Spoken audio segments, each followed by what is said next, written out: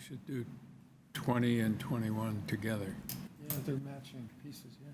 And they're both for deferral anyway, right? Are they deferred? Both of those requests are deferred. Yeah, I think so. Both of them, They're yeah. deferred? Is it the same agent? Yes. Okay, yes. Yep, but I got a problem because they're on different, Agendas. agendas.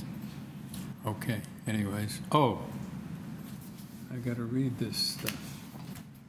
I forgot. Okay, are we ready? Yes. Okay. Good afternoon. In accordance with Sections 45 and 53 of the Planning Act, this meeting of the Committee of Adjustment of the City of Toronto is called to order. The Committee of Adjustment considers applications for variances from the provisions of the zoning that applies to property, permission to extend or alter lawful non-conforming uses, and consent to sever property to create new lots. We acknowledge the land we are meeting on is the traditional territory of many nations, including the Mississaugas of the Credit, the Anishinaabe, the Chippewa, the Haudenosaunee, and the Wendat peoples, and is now home to many diverse First Nations, Inuit, and Métis peoples. We also acknowledge that Toronto is covered by Treaty 13 with the Mississaugas of the Credit. Committee of Adjustment public hearings are now conducted in a hybrid in-person and virtual format. Some applicants and participants will make their submission in person, and others will participate virtually by electronic means through WebEx, an online digital platform. The meetings are also streamed on the City of Toronto Planning YouTube channel, and anyone wishing to view the hearing may watch on YouTube. Those who want to participate virtually and have registered in advance will be connecting with their computer, tablet, smartphone, or telephone and have the option of participating via video or audio only. All virtual participants will automatically be muted on entry. When your item is called, you will be unmuted by the moderator, one person at a time. We ask that you also mute your devices until you are called on to speak. Those participating by video appearance will be temporarily upgraded to panelist when your item is being held. During this time, your camera will be enabled. You will only be visible during your 5-minute allotted speaking time. At all other times, your video will be disabled and you will be reinstated as an attendee. For both in-person and virtual participants, Committee of Adjustment staff will share presentations submitted in accordance with the written submission deadline. Those participating through WebEx are not allowed to use share screen or any other panelist controls during a video appearance. The host will remove you from the panelist role if you fail to respect this instruction. People attending in person today who want to receive a copy of the decision of the committee on an application must fill out a decision request card. Those participating virtually need to submit a written request for a decision by email. Please ensure you include your name, address, and email address because the committee and the Toronto Local Appeal Body will be sending notification and appeal updates by email. If you do not agree with the decision of the committee, you may be able to appeal the decision to the Toronto Local Appeal Body or in some limited circumstances to the Ontario Land Tribunal. However, the provincial government amended the Planning Act and generally removed rights of third parties to appeal Committee of Adjustment decisions. Only the applicant, the Minister of Municipal Affairs and Housing, specified persons and public bodies, as those terms are defined in the Planning Act, are permitted to appeal decisions of the committee. Appeal instructions are set out at the bottom of the decision of the committee. Hearing procedure. I will call each item in the order listed on the agenda. When an application is uncontested, the applicant or agent may proceed with their presentation if desired. When the committee does not require a presentation, applicants are to advise the chair should they wish to speak to the committee. The committee may ask questions and/or take the matter into committee for a decision. Each speaker, including the applicant agent, will be given a maximum of 5 minutes to address the committee. I will comment when you are reaching the 5 minutes. Any presentation or other materials you wish to submit to the committee must have been emailed in advance of the hearing. Staff and committee members cannot accept materials at the hearing. When addressing the committee, please clearly state your name and address. Please remember to confine your remarks to the matters outlined in the application. The applicant or agent will proceed first and will make a presentation to the committee on the application. Please note that the committee may not entertain revisions to proposals at the hearing today. The committee may decide to defer the application if substantially revised to ensure the revised application is accurate and that all those entitled to notice of the application are informed of the changes. Then individuals either in support or opposed to the application will be invited to speak. Generally, we first call on speakers in the hearing room and then those participating through WebEx. Committee members may ask questions of each speaker after they have finished their presentation. When all speakers are finished, the applicant agent has an opportunity to rebut only those issues that were raised by the speakers. This will mark the end of the discussion. The application will then be taken into committee for a decision. Are there any declarations of interest of panel or staff for the afternoon agenda? Through the chair, see none. Are there any deferral requests, Madam Deputy Secretary Treasurer? Through the chair, yes, there are a few deferral requests this afternoon. Firstly, item number 20, municipal address 39A Burton Road, file number A0551/23TEY. And item number 21, municipal address 39B Burton Road, file number A0554/23TEY. In addition, last night it came to our attention, we received a deferral request from the agent for another item. That is item number 36, municipal address 201 Kenilworth Avenue, file number A0576/23TEY.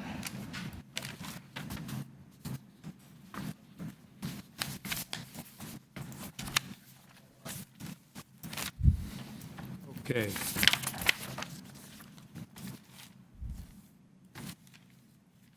So let us start with item number 20, 39 Burton Road, 39A Burton Road.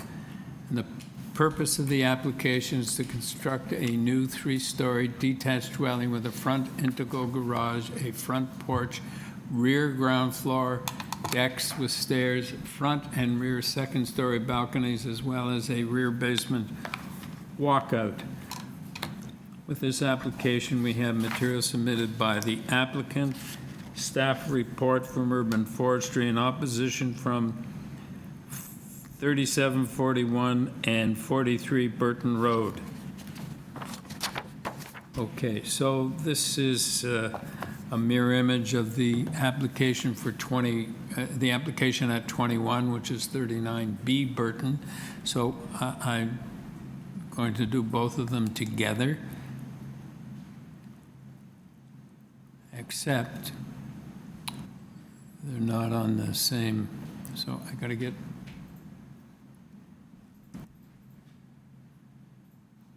rid of this one.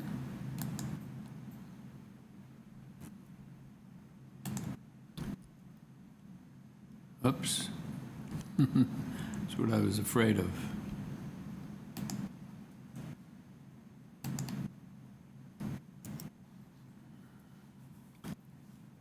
So I lost my stuff.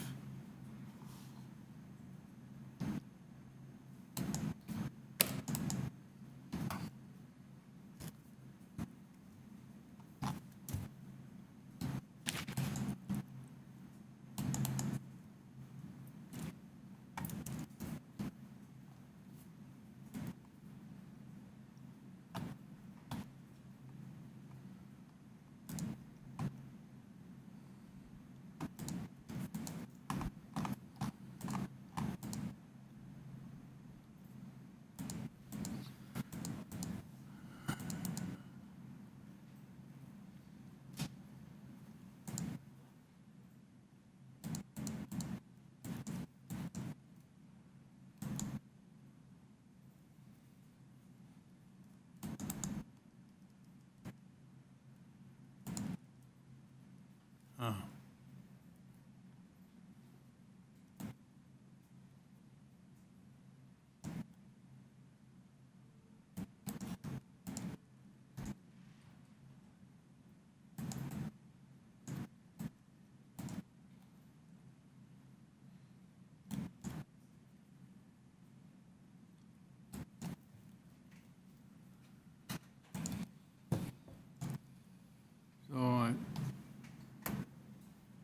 I need some help to try and get this on my bigger screen.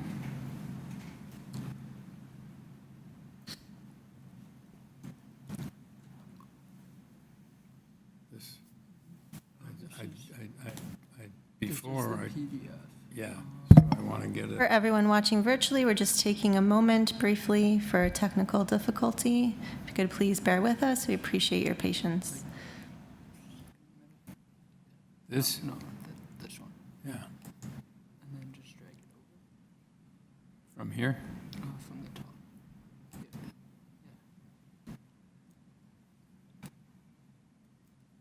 And then click that same button again, the middle one.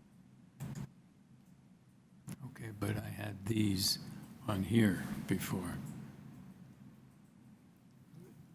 You don't have your separate PDF with the materials. All right, I'll do it on here.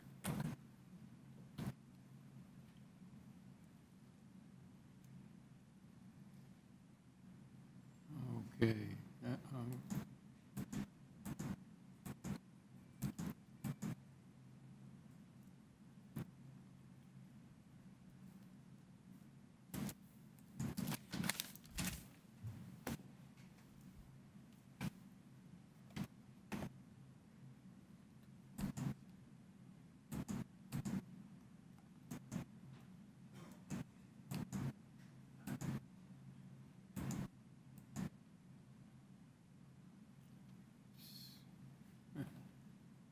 Oh, wait a minute. I think.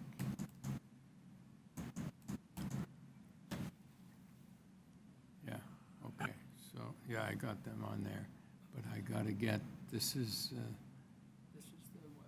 So this is yeah, what I'm showing. but I need the advanced agenda here. Oh, they came back. Advanced agenda. Well, I mean, the next agenda. I gotta go from 20 to 21. Okay, yeah, so I'm controlling the screen, so I can do that. Okay, on my computer. all right. It's up here somewhere. Yeah, if you want it open on yours, you have to find it and like the actual PDF. This is my screen. Oh, this is your screen? Yeah. Okay, so maybe you can get it for me.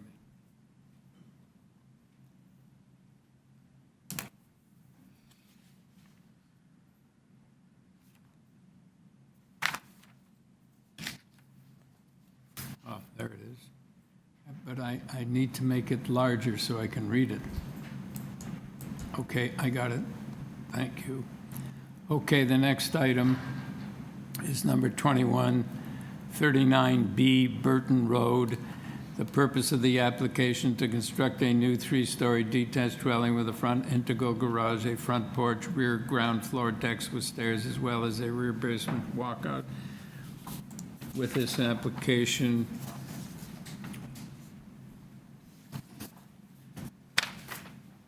we have material supplied by the applicant, a report from Urban Forestry, correspondence and opposition from 37, 41, and 43 Burton Road. Mr. Romano? Good afternoon, Mr. Chairman. Franco Romano, Action Planning, 321 Lakeshore for credit. Yes, I understand you're looking for a deferral. Yes, Mr. Chairman, I'd like to request a deferral for both 39A and 39B Burton Road in order to continue dialogue with neighbors. Okay. And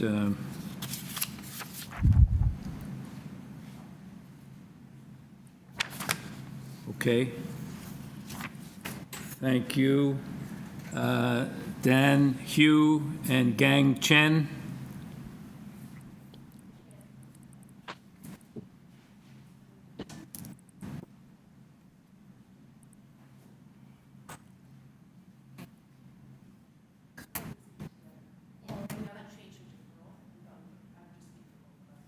Okay. So one at a time. Jacqueline Altman, 37 Burton. Yeah, I'm just going to speak for the both of us now that they've requested a deferral. okay. So just speak to the issue of deferral. Of course. I'm Jacqueline Diane Altman. I live at 37 Burton Road. I'm speaking for myself and Dan Shu, who lives at 41 Burton Road.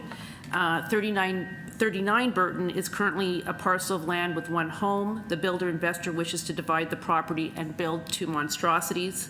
The variance requests are egregious. There has been zero. Oh, just a minute. I will speak to it. Just a minute. Yeah. Only, I you're understand. not talking about the merits, only the I deferral. understand. I understand. There has been zero communication by the builder investor with anyone directly affected by their proposed build. They are requesting a deferment to supposedly talk to neighbors. Strange, since they have not bothered to communicate up to this point. They have held this property for 1 year and now decide last minute to submit these proposals in the middle of the summer when people are away, giving us no time. Okay, You so would like it noted? you're opposed to the deferral? No, I'd like it noted that they are requesting this deferment because the city planner told them that they would not, it would be a no. We welcome a discussion with the new proposal from this investor. However, I request the committee please note not only this egregious original variance request, but also the lack of care for the neighbors and the neighborhood to date. Yeah. So are you in favor of a deferral? Yes, if Right, they're thank you actually going very- to be communicating with us. Thank you very much. Amber Stewart.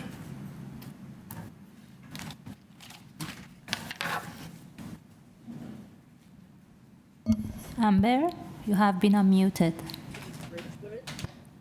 Sorry, can you hear me? Yes. Oh, okay. Did you hear me say my clients' names? I'm here for Brian Blumenthal and Lisa Mendelson, the owners of 2 Ridgewood Road to the rear. They are also an objection, but no, sir, we are not objecting to the deferral. Okay, So in other words, we agree with the deferral. All right, Ms. Stewart, we need your name and address for the record. We didn't get that. Thank you, sir. It is Amber Stewart, and my address is 70 Plunkett Road, Unit 6, Toronto, M9, L2J5. All right, thank you. All right, panel, we Thank you, have an application for a deferral. We have a motion for a deferral for both item 20 and item 21. Carl? Thank you, Mr. Chairman. I'd move deferral of both of these applications to permit and require discussions with the neighbors. I should clarify that in previous hearings, we've actually turned down applications because that consultation didn't take place. So the applicant should take heed that this is not a deferral just for any old reason. It's for you to discuss with the neighbors and to try and come up with some agreeable solutions. Okay. Larry, seconder, Larry Clay, all in favor? Have a deferral. Thank you. Okay, what happened to my, Thanks for coming down, folks. Thank you. thank you. Thank you for the lunch advice. I hope you feel full. I do. Thank you, everybody. So I lost my, hello? I'm sorry, I don't know your names. But I lost my agenda.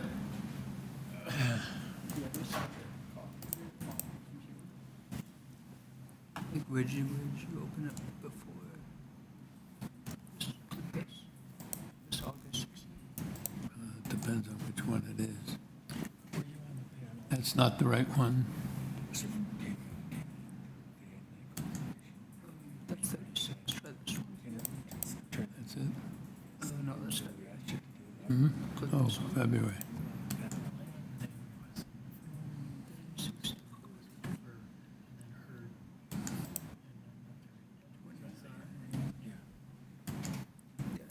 Gotta take it seriously.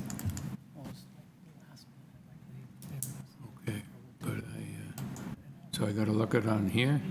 Yeah, I'll also 'Cause I post used- it. Huh? Do you want it on that screen? Yeah, I want it on that screen because it's much bigger, easier to read. Yeah.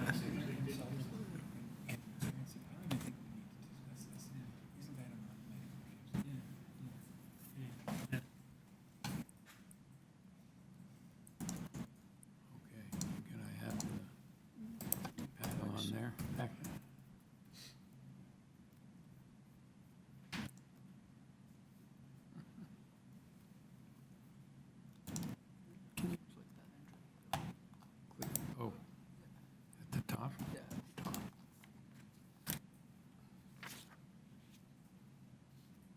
That's beautiful. Okay, thank you.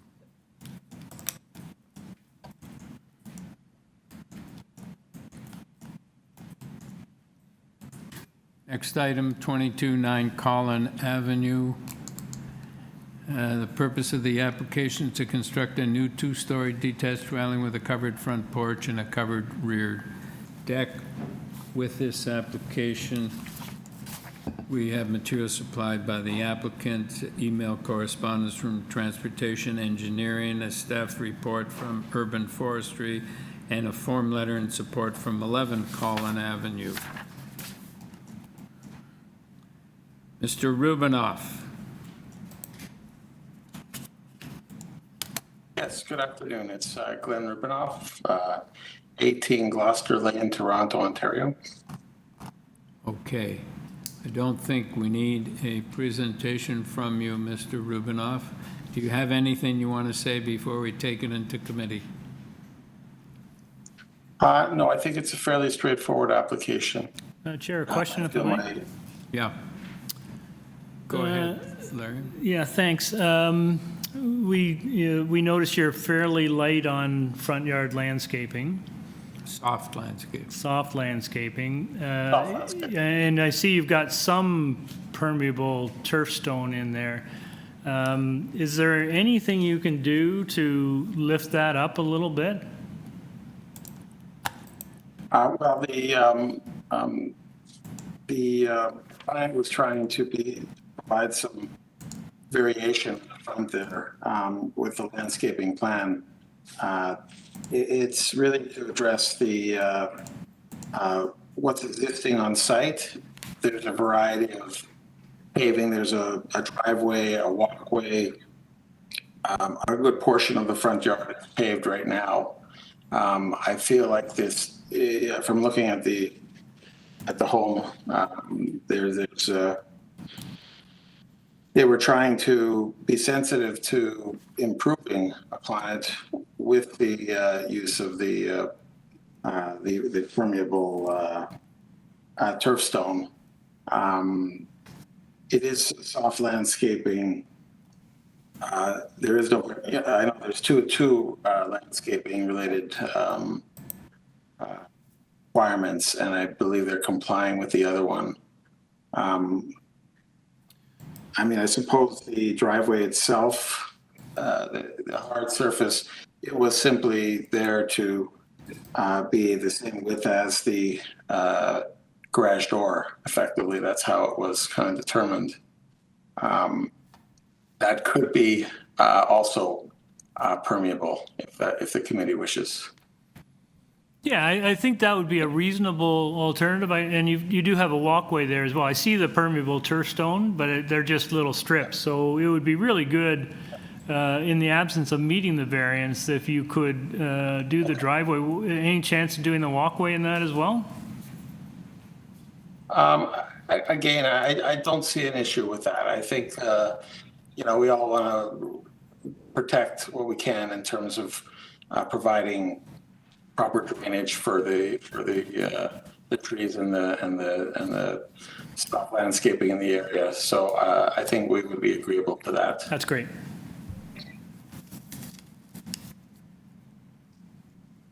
Okay, yes, Carl. Thank you, Mr. Chairman. Is the permeable turf stone, is that considered to be soft landscaping by the zoning examiner? Because turf stone is a concrete edge with grass planted in the middle. That's what the term means. Is that what you were proposing to use? That's what we were proposing to use, yes. And why were you proposing that it be turf stone? Are you planning to drive on it? I think it's just a border treatment. They had a particular style of treatment they wanted. They didn't want to do it all paved. They wanted to have kind of a variation from soft turf stone. And is the area that you denoted as permeable turf stone, is that calculated as soft landscaping? I believe according to the city, it's not. because I think it has to be, soft landscaping has to be just exposed green, soft landscaping. So, you know, with that permeable, it would increase the amount of permeability to what the zoning examiner had determined. So I think they've considered that permeable turf stone as hard landscaping by their definition. Okay, thank you. Okay, Chair, I think this is straightforward. I'm happy to move a motion if you like. go ahead. I thought this is a good design. It's a large lot. The design quite, I think, appropriately fits in with the character of the houses on the street. The variances, I think, before us are quite minor. I accept that there's a shortage in front yard soft landscaping, but if we can, I'll move approval subject to forestry condition 2 and 3, and that the driveway and the walkway be constructed with permeable pavers. Seconder, Carl? And forestry 2 and 3? I had that, yep. Yep. Seconder, Carl? Yep. All right, all in favor?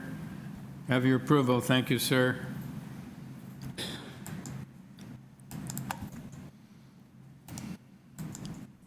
Next item is number 23, 2639R Dundas Street West. Purpose of the application to construct a new 4-unit townhouse block with attached garages. This townhouse block will be a condominium tenure.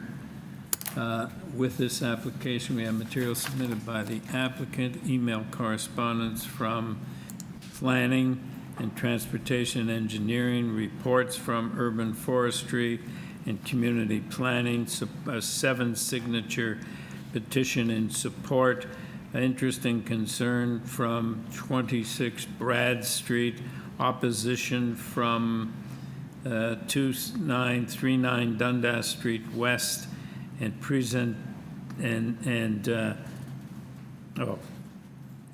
presentation materials from the same address. Mr. Romano.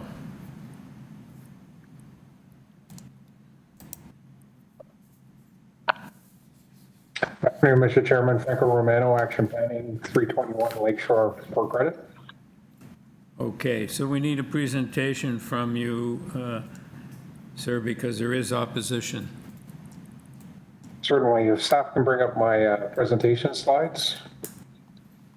I'll start off firstly by saying that the 4-unit townhouse building that's being proposed, the tenure has not yet been determined. It could very well be rental, but it could also be a condominium on a parcel of tied land.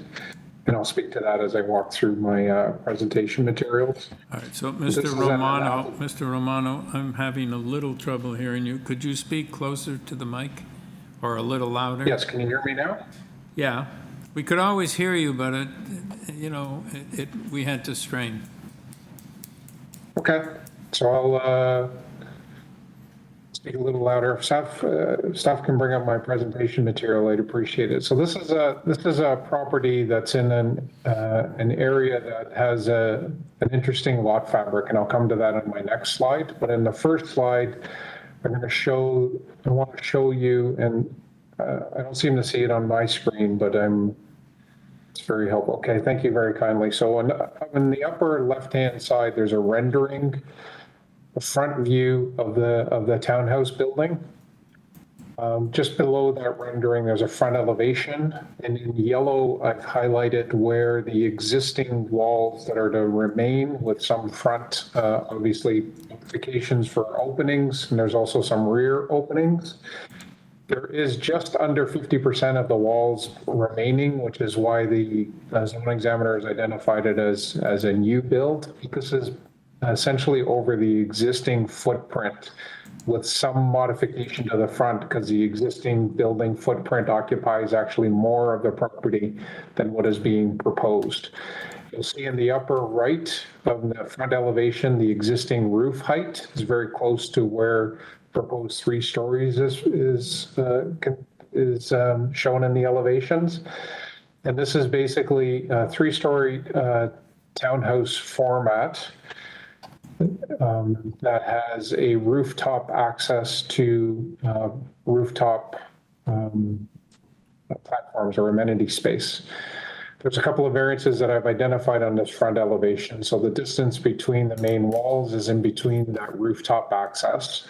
And the driveway width is actually between the two center garages. There is no, driveway variance, either for driveway width or location or access, etc. The 5.62 meter unit width is also shown there, and we'll see that each of the four are 5.62 meters. That only applies because a townhouse unit, a conventional townhouse unit, needs 6 meters, but any other form of townhouse can have 5 meters. So there are a number of technical variances here. In terms of building height, the proposal complies with the 11 meters. We have a 10.72 meter height in the front elevation. The 13.1 meters is to the top of that roof access point, and you'll see that on the side elevation, it's centrally located. In slide number 2, we'll see the lot fabric is one where there are a number of properties that do not have traditional frontage onto a public road like Dundas or Indian Road. Brad Street is partially a street, but mostly a lane. And we'll see that there are properties even next door at 26 that are partially accessed from the lane, but not fully accessed from the lane. We'll see next door on Dundas Street, there's an 8-story condominium building that's proposed, that's currently under construction, and that too gains access from the laneway. It does not have access off of Dundas Street. And we'll see that those buildings that are next door that are 1 or 2 units have a 3-story presentation themselves. So 26 Brad Street, which is that lower right-hand side building with a garage, and it's just to the south of the site. The owner has agreed with that neighbor to erect minimum 3.04 meter or 10-foot tall cedars along the south property line. And that is something that the owner is able to do. If we go on to the next slide, slide 3, we're going to see some properties that are not within the immediate context, but within the broader context, just southwest or southeast of the site, where there are townhouse buildings in 4 stories in height with no street access whatsoever. So I'm happy to speak to that further if there are any questions regarding planning staff's comments. I would submit that the application that's before this panel is appropriate and minor in nature, and I'm happy to answer any questions. Thank you. Thank you. Yes, Larry. Yeah, Franco, thank you. I think the obvious question is your response to what planning staff is recommending, which is basically refusal. So maybe you can share with us your perspective on that report. Certainly. Thank you for that question. Through you, Mr. Chairman, we'll see that the planning staff say that they have concerns with variances related to overall building height, side main wall height, and that proposal does not abut a public street.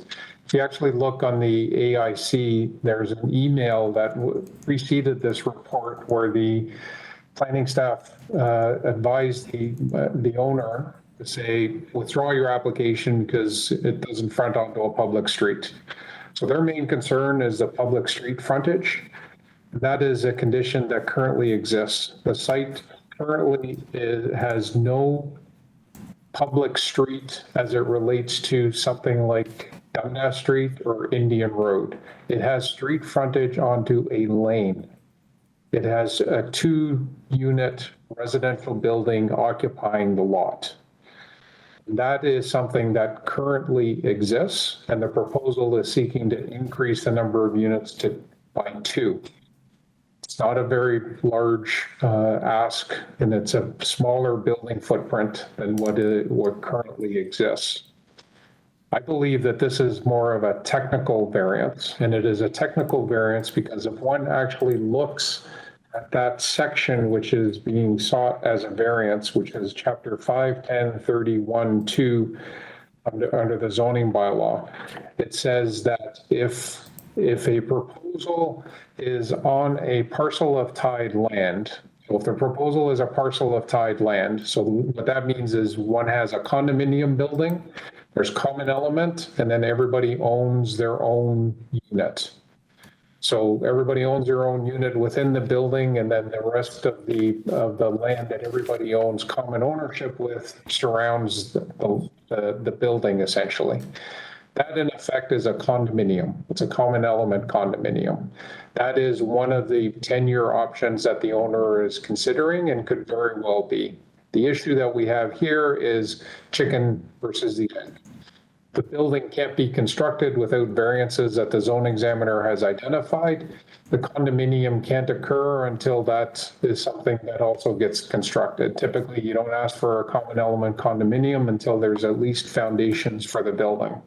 So if that were the case, if this were a building that already existed and we're turning into a common element condominium, that variance would not be necessary. So it's a technical variance. And if we look at slide number 2 on the proposal, we'll see that the proposal does indeed have access to a lane. The only part that staff have a concern with is that each of the 4 townhouse units do not front onto that lane. And that I think is splitting hairs, because the access to the site is from a public road. It's a laneway. And the only site circulation that could possibly occur is if there are vehicles on the property for each of the townhouse units. And that has been vetted with the Transportation Department. And Transportation Department have written into the Committee of Adjustment, and I thank them for providing their comments. They have no objections to the site circulation. So the only issue then from a planning perspective is one of a technical nature, and I don't believe that they've addressed that issue whatsoever. They've not even described why they would have a concern with this existing site condition. Thanks for that. You mentioned that those circumstances apply in the event that this becomes a condominium. Do those same circumstances apply if this? That's the only reference. The zoning bylaw cannot speak to tenure or otherwise, so it can't speak to rental or co-ops or that type of thing, because that would be ultra vires. That would be illegal from a zoning perspective. Okay, thank you. You're welcome. Yes, Carl. Thank you, Mr. Chairman. I have 2 questions. Can you clarify it, because I can't figure it out from the plans, whether or not the roof is a roof deck?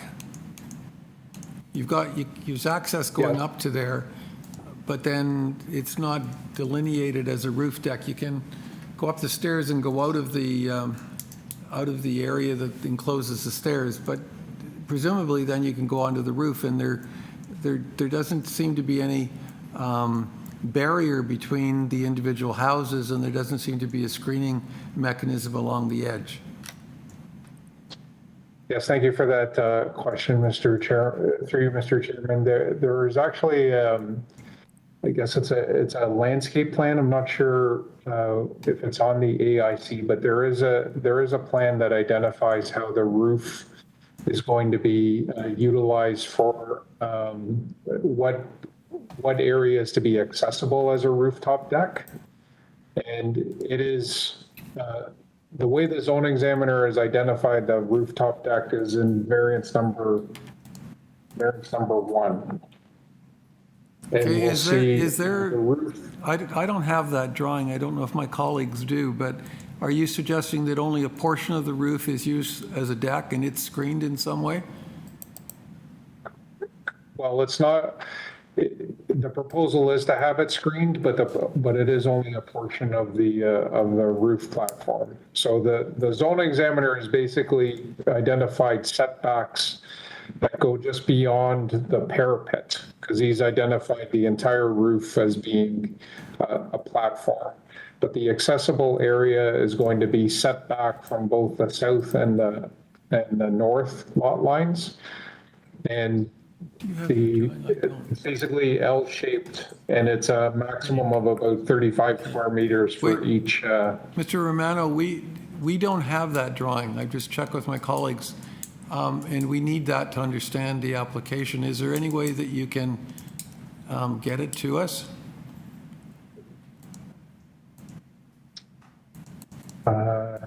Yes, can.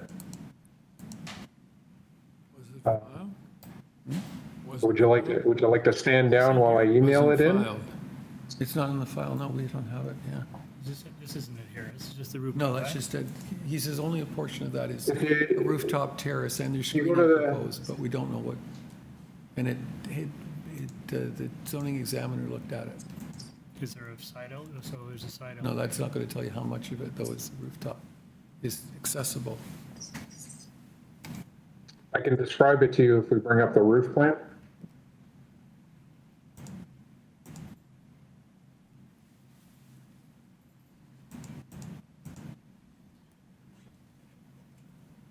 Chair, is there people speaking in opposition to this?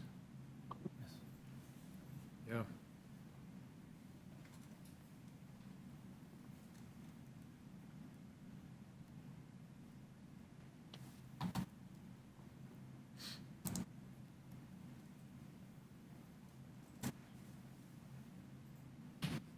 I'm happy to move on until, Yeah, that would, we can always just move on and yeah, listen to. this is an interesting issue, but Okay, so, Mr. Franco, Yes. while you get that, we're going to move on to the opposition. We will come back to you. Okay. All Thank right. you. Ferta Yile Chire. is your understanding that he submitted that? Thank you, Mr. Chairman and members. My name is Ferta Yelechire, and my address is 51 Vine Avenue, Suite 203, Toronto, Ontario, M6B 1V6. Mr. Chairman and members, I work for the landowner, that is Gerlock Developments, of the adjacent property, which is the 8-story mid-rise currently under construction with 111 units and about 63 vehicular parking spaces. We've almost completed the cladding of the building envelope, and construction is, far advanced. We did write to the committee highlighting some transportation concerns around a substandard access driveway. So I'm just here to highlight and summarize the contents of our letter in a diagram that, describes the conflicts. Sir, could you speak a little louder? Having trouble hearing you. Yeah, Mr. Chair. Yeah. Yeah? So the applicant's property currently has a 3.5 meter laneway frontage, which means that a full two-way driveway access cannot be provided. And I understand that the transportation standard is 6 meters. Now, due to this, this reduced laneway frontage directly abuts, the entrance to our underground garage. So we flagged some potential sideline issues between vehicles exiting and entering our garage and vehicles on the one hand and vehicles exiting and entering via driveway on the other. The second thing we flagged are potential vehicle conflicts with our retaining wall and the outdoor amenity space, which abuts the public lane and the applicant's site. And finally, there are unanswered questions about how waste collection would occur, what the staging areas would be, where bins will be kept, and whether the truck can access their property in view of that minimized width. And it's also unclear how fire trucks would access the property. Finally, I just wanted to put it on record that we have not been approached by the applicant regarding these concerns toward a resolution, but we remain very open to having discussions with them and resolving the issues before the committee takes a decision. Thank you very much, Chair and members.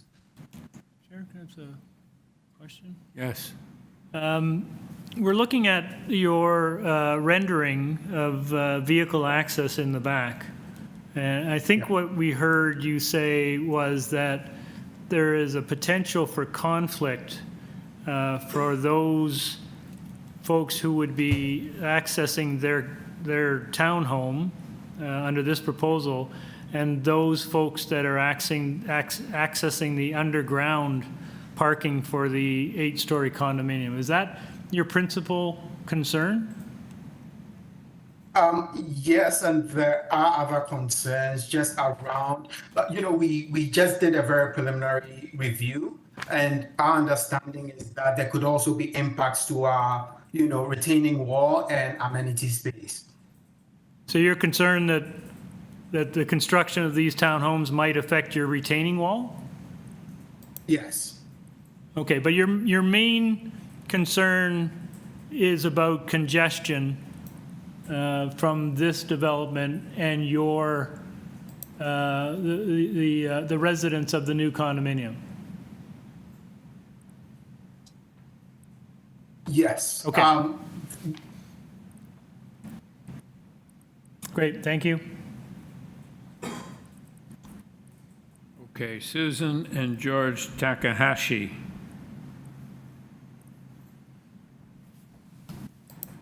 Chair?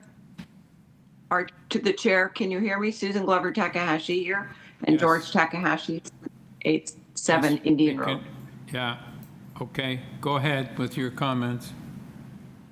Thanks so much for this opportunity to object to this proposal. We're going to share the presentation here, but we have objections on multiple factors. We live on Indian Road. There are 3 properties that are directly abut to the west. Hello, just a minute. Hello. We need your name and your address too. Okay, George Takahashi, 787 Indian Road. Okay, go ahead. Our property is one of 3 that directly abut the west side of the proposed development. We're in the middle of the 3 neighbors. So our concerns are primarily the encroachment on the lot line at, I believe, 1.03 meters. I realize that the existing building is also at 1.03 meters. We're not too, we wouldn't be happy with a new building being at that distance and at an increased height. And we want to point out that notwithstanding the fact that this is the current footprint adjacent to our property, the height of this is significantly increased, and the opportunity for looking directly down at our property has significant concerns to us. I am interested, sir, that you brought up the usage of the rooftop, because for all intents and purposes, for us, if the rooftop becomes used, it's now a 4-story to us. I noticed on the application that there is a setback listed on the rooftop that addresses the north side, the south side, and the east side, but we're on the west side, so it doesn't say anything. I assume they're building right to the edge of the building, or sorry, the rooftop would be used right to the west end of the rooftop. But again, like you say, I don't have a rendering either. Right. So that would be 4 stories above our property, 1 meter off the property. We also want to point out that it isn't clear that they can actually construct something so high without dealing with footings that are going to impact our property, including our trees, which are adjacent to the back of our property. So access to actually do this construction without an increased setback puts our own property in some some impact to our actual property to do the footings, etc., and also to our trees, which are at the back end of our property. Ms. Takahashi, we're the Committee of Adjustments. We deal with variances to bylaws. We don't deal with construction issues. That's dealt with through the building permit. So do you have anything else to, about the impact this development might have on your property? The only other thing is the driveway access. There is concern of vehicles moving in a westerly direction, I guess, going into their garages, whether there would be excessive headlight exposure.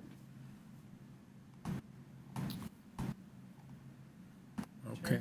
Larry? Quick question. Did I hear you guys, so has the proponent not spoken with you? 100% the proponent not only didn't speak to us, we didn't get notice of this directly to our house. We found out about this through the neighbor late last week, and we're in touch with your office through on Monday. And so, no, we would have provided written concerns, but having not been reached out to at all, we weren't in a position to do that other than verbally at this point. Okay, thank you. Okay, thank you. Mr. Romano?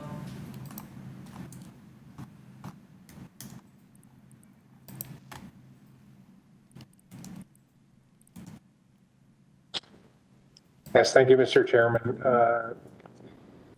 So I did send in that rooftop plan, but I've also had a further discussion with the owner, and he is supportive of removing that rooftop platform access and the associated variances with it, so that it would be just a straight 3-story building. So there'd be no stairway going to the roof, is that correct? There'd be no stairway going to the roof, but thank you, staff did receive the plan. So this plan basically shows that it's where there are the little squares beside the rooftop access and towards the south. That's where the accessible area of each platform would be on the roof. But again, the owner is amenable to removing that 4th floor platform, the access, and I can walk through how the variances would change in that regard. Yes, please do. Okay, so I'll do that right now. So variance number 1, I guess the 3rd sentence where it starts, the roof platforms will be located, that would be deleted. Variance number 3, building height, that would be deleted altogether.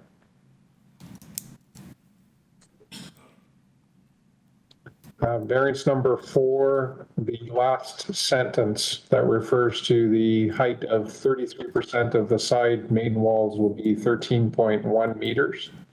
That would be deleted.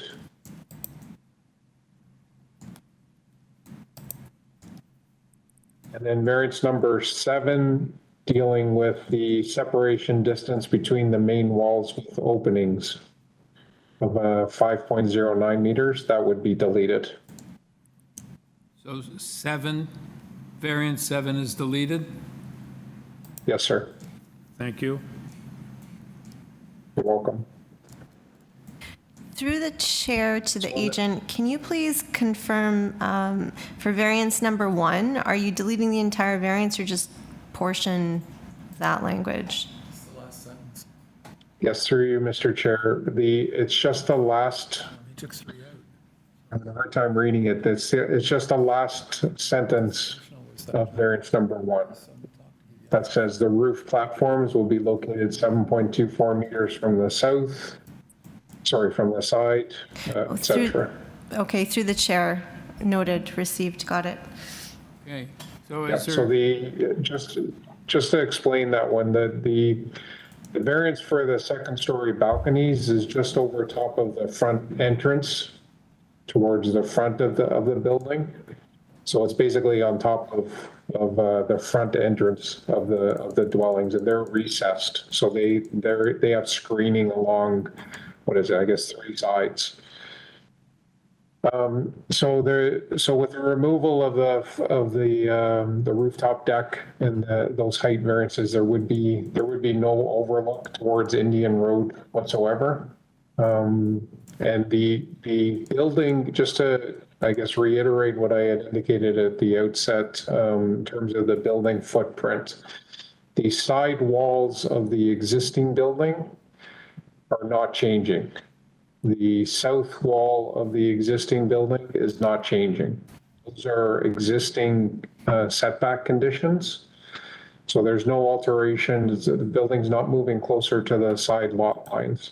The front wall of the proposed building is actually farther away from the lot line than currently exists. But that front wall today is a bit jagged. It's got a bit of a staggered front condition. So it's that wall is basically moving away a little bit. In terms of, there's no vegetation impact. So in terms of the representative of the condominium building that's currently under construction, the 8-story condominium building that's under construction, I was a little surprised to read their letter, because their letter basically says that the laneway is of insufficient size in order to accommodate the amount of traffic that's going to be on that laneway. But that is where they propose their driveway. So the applicant for this application that's in front of the committee isn't altering the access for the condominium building. And the access for the condominium building is well removed from the end of the lane that abuts the subject site. So there's no interference with access to that condominium building, which received rezoning approval and site plan approval for their 100+ units. And if one attends the site, you'll see that building is right up against the subject site in an 8-story condominium. So the proposal does not interfere from a traffic perspective. And again, city staff have agreed and confirmed that, transportation staff. And in terms of the retaining wall comment, I'm not sure where that is coming from or where that leads us to, because the building envelope for the proposed townhouses is essentially where the existing building is. So there's no new construction that's occurring in terms of the building footprint. So subject to any questions, sir, that is a response to, I guess, the substantive issues that were raised by the concerns persons. Mr. Romano, I just want to check your deletions to be sure that I got them correct, that we've all got them correct. Variance number 1, the third sentence is deleted. Yes. Variance number 3 is deleted in its entirety. Correct. 4, the last sentence beginning the height of 33% is deleted. Yes. And variance number 7 also deleted in its entirety. Correct. And no change to 8, 9, and 10. Correct. Okay, thank you. All right, Carl? Thank you, Mr. Romano. In our added material, a person that I gather is just behind your proposed townhouse has indicated that you have an agreement to build or to plant 10-foot-high tulip trees along the rear fence line, and to agree that there be no balcony or rear second floor on the rear second floor. Is that an agreement that you've come to, and do you want those included as conditions of approval? Yes, thank you, Mr. Chairman. Through you, Mr. Chairman, thank you for that question. That is an agreement, yes. And what I would suggest is should there be an approval. Conditions of approval would be that there would be no south-facing balconies. And that is, so 26 Brad is to the south of the subject site. Yep. And there are none shown on there are no second floor balconies that are shown in the drawing. So there's nothing that's being deleted there. The other. And the other condition relates to I think the spelling of those trees is a typo. It's actually THUJA. They're white cedars, and that would be that the applicant install minimum 3.04 meter tall cedars bracket THUJA plantings and bracket to be planted along the south side lot line. Which is the south lot line, right? Yes. Okay, and the height of those, again? I have 10 feet as being 3.04 meters. Okay, my last question is, you obviously negotiated with the gentleman that put forward that condition, but the adjacent developer indicated he had no consultation with you, and as you heard online, the people on Indian Road didn't have consultation with you. Is there some reason why you wouldn't have engaged in a conversation with these abutting owners? That basically results in applications being refused or at least deferred frequently. It seems quite an oversight. Yes, sir, Mr. Chair. I don't believe it is an oversight. I think if you look at the support letters, there are people on Indian Road that have submitted their signatures of support. So it may very well be that the persons that described their take on things today just weren't around when the owner did go knock on doors. And in terms of the condominium building, that too is a bit of a mystery, because firstly, I'll point out that the condominium owner and my client have had discussions throughout time, including when the condominium building, just before the condominium building had started construction.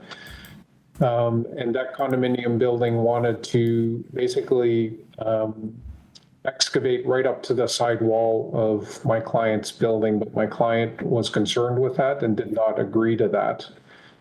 And since then, what's occurred is that condominium building has appeared before the Committee of Adjustment for a minor variance as early as this past June. My client did not object to that minor variance application for an increase in gross floor area. And my client was not approached by the condominium owner as it relates to that application. So I think there might be a bit of history as it relates to construction activities, but certainly there's been no, I guess, direct omission to not speak with the direct neighbors of the condominium building. Okay, thank you for clarifying. You're welcome. Okay, so we have a motion. Is that it for speakers? Maybe a comment to start with, Chair. Again, when I first read and reviewed all the material, I was concerned with planning staff's recommendation to refuse this application on the basis, I think, that it doesn't front a street, it fronts a lane. I thought Mr. Romano did a really good job of explaining the nuances of this particular property. and how it relates to transportation access and how it relates to potential future owners getting access to their dwellings. I don't share the view of the condominium that there will be egregious conflicts in the back lane with cars coming and going and bumping into each other. I just don't think that's realistic. I think that there's plenty of lane there to share with everyone. This is an infill project that has a structure there already. As Mr. Romano pointed out, it's not going to increase the footprint from what it is now, although arguably it is going up a little higher. Thanks to Carl and his insistence that I think that's resulted in the removal of the rooftop terrace, which I think this committee generally has difficulty with, particularly in high dense areas, because of not only the overlook but the sound. So really pleased to see that the rooftop terrace has been removed. With those changes and with the explanation that Mr. Romano gave us, and I appreciate the concerns of the neighbors, but there were several that had written in support of this application in the adjacent area as well. But I think it's an intensification project that we need to support in these existing neighborhoods, and with the mitigation measures that we've talked about and Mr. Romano has agreed to, I think this is a reasonable proposal for this site. Happy, yeah, sure. I know I said I took all your thunder there, Carl, but yes, that is a motion. I will put forward a motion to approve this application, subject to amended application, subject to forestry condition number 2. The elimination of the rooftop is handled appropriately by the removal of variances, so we don't have to do anything on that. Mr. Romano wanted those conditions in that they had agreed with the neighbors. Staff, do you want me to try and read those, or have you guys got those? 3.04 meter cedars. Yeah, the south boundary have 3.05 meter. I forgot the cedars. Fancy cedars. And no balconies facing. And no balconies on the south-facing wall, which I don't believe the drawings had contained anyways. But we'll leave that as a condition. And I think forestry too. I got forestry too. Okay. I think that's it. Chair, is that everything? Yeah. Okay, you second that, Carl? Yes. All in favor? You have your approval. Thank you, sir.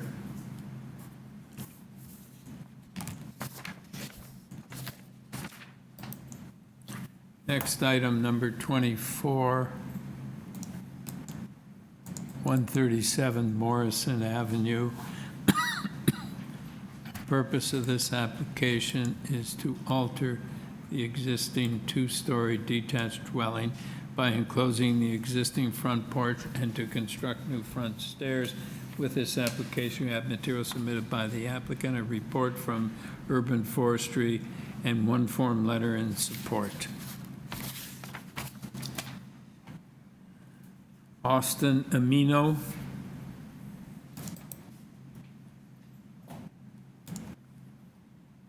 So my name is Austin Amino of 82 Formosa Drive in Richmond Hill, and I'm the agent for the owners of 137 Morrison Avenue.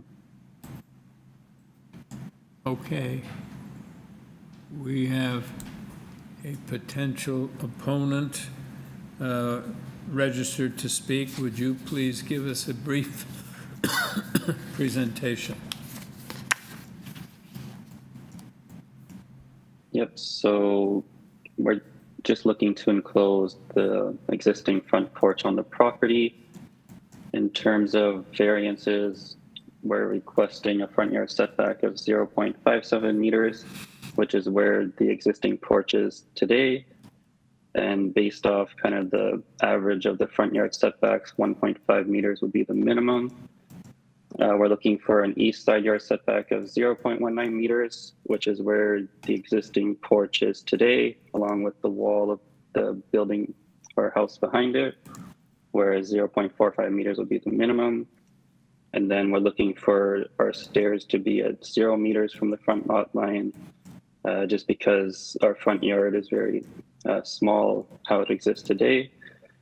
And in terms of front yard landscaping, we're looking for 65.8%, whereas 75% soft landscaping is the minimum. And that's basically just maintaining the existing conditions. And our front yard itself is very small. Most of it's within the city right of way. So we're just trying our best with what we have. Then in terms of support, outside of the 4 letters that we submitted, we also got verbal support from 124, 131, 146, and 148 Morrison Avenue. And we left letters at all the other neighbors and didn't receive further correspondence. So I'm not sure who's here to talk against us today because they didn't reach out to us. But overall, we believe our proposal passes the 4 tests of Committee of Adjustment. The variances requested are minor. The proposal is desirable for the appropriate development of the land.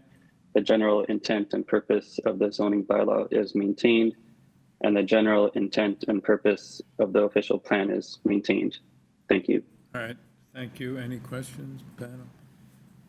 All right. Zenobia Samuels.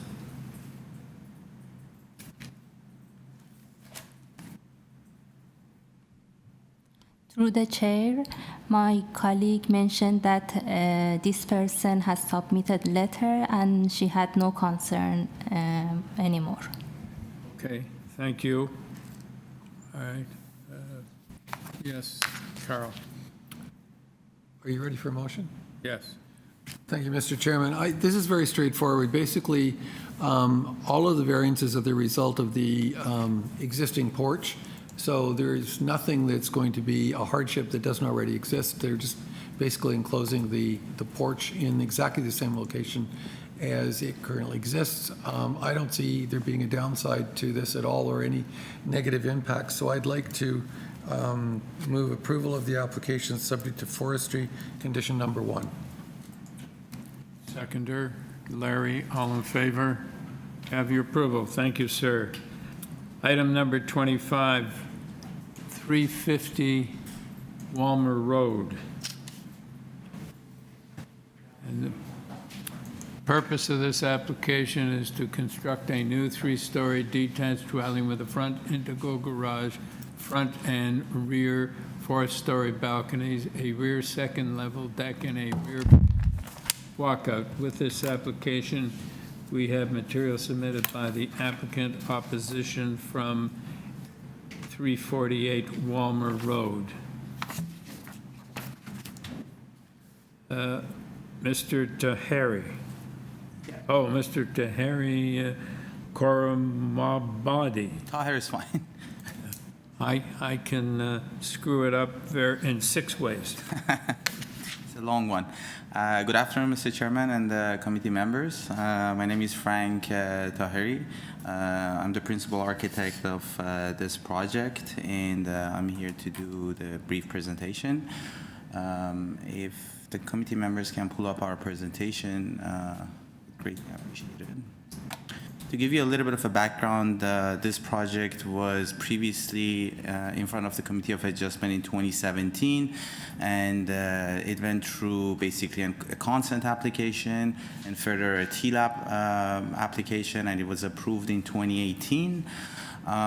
Due to personal reasons and financial reasons, the owners weren't able to proceed with the project, and they delayed it basically until this year. As a result of this delay, the trends have changed and they decided to update the designs of the buildings. What we've done is it's 2 buildings being built side to side. This building was subject to a TLAP decision, the other one wasn't. The other one is already approved and drawings are already updated. This is the one beside it, to the south of it, which we're trying to update with the new elevation elevation design. All we've done with this application is we've simply changed the design of the building in terms of its front elevation. We've acknowledged all the variances that were previously discussed in the TLAP decision. We do acknowledge the minutes of settlement of the TLAP decision. With that regards, we are doing waterproofing on the neighbor's property. We are also providing geotechnical reports during the construction, and we are also going to proceed with shoring as deemed necessary from a licensed expert in the field. With regards to the variances, there are 5 variances that are exactly line by line matching with what was proposed in 2017. And essentially all that's changing is the look of the building. I know there is a typo on the drawing with regards to the 3rd floor having an accessible balcony. We don't have a problem making that inaccessible. That's not a problem. If that would satisfy Mr. Edward Inch. I'm here to answer basically any questions. If you want me to walk through the changes, I think if you go to the rendering page that we had added yesterday, I think. Could you clarify your point about the accessible balcony? Is it the 3rd floor plan? It's a 3rd floor plan. If you But that balcony is basically tucked into the roof form, isn't it? It's tucked into the roof of the 2nd floor inside the 3rd floor. So it's kind of, if you go to the floor plan sheet, I can elaborate on that further. Because my reading of that was that there wasn't an overlook problem because There's no overlook. the roof is You're looking at the down roof. like this on Yes. the sides, right? Yeah, exactly. If you look in, it's on the right, bottom right side, if you can zoom in.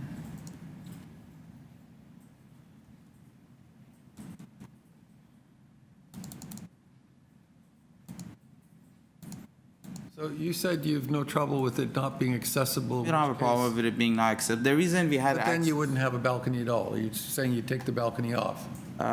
it would be inaccessible because we have a solarium there. We have a sunroof, skylight. Sorry, my bad. Skylight over there. We provided a door just for purpose of maintenance of that skylight. We don't have a problem making that inaccessible. Previously, this was similar to what was approved in 2017 plans. If you shift to the left, you see that the same type of basically balcony is already there, which was inaccessible. We are not trying to basically move away from that. So just to clarify, that balcony, basically, the doors are just to provide, there's skylights there. You can't walk out on it anyway. Exactly, that's my point. The only reason we had a door was to basically make sure it's accessible for maintenance. It's really not a usable balcony. We also had superseded this presentation with another presentation which included renders of the design. I don't know if you can pull that up in the remaining 30 seconds.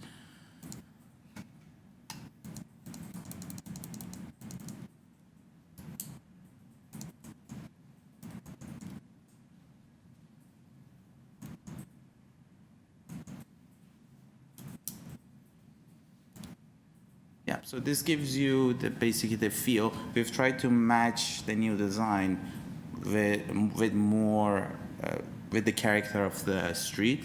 The center one is the old design, and the right side is the new design. Is Mr. N speaking? Yeah. Okay, so we won't get into the TLAB discussion.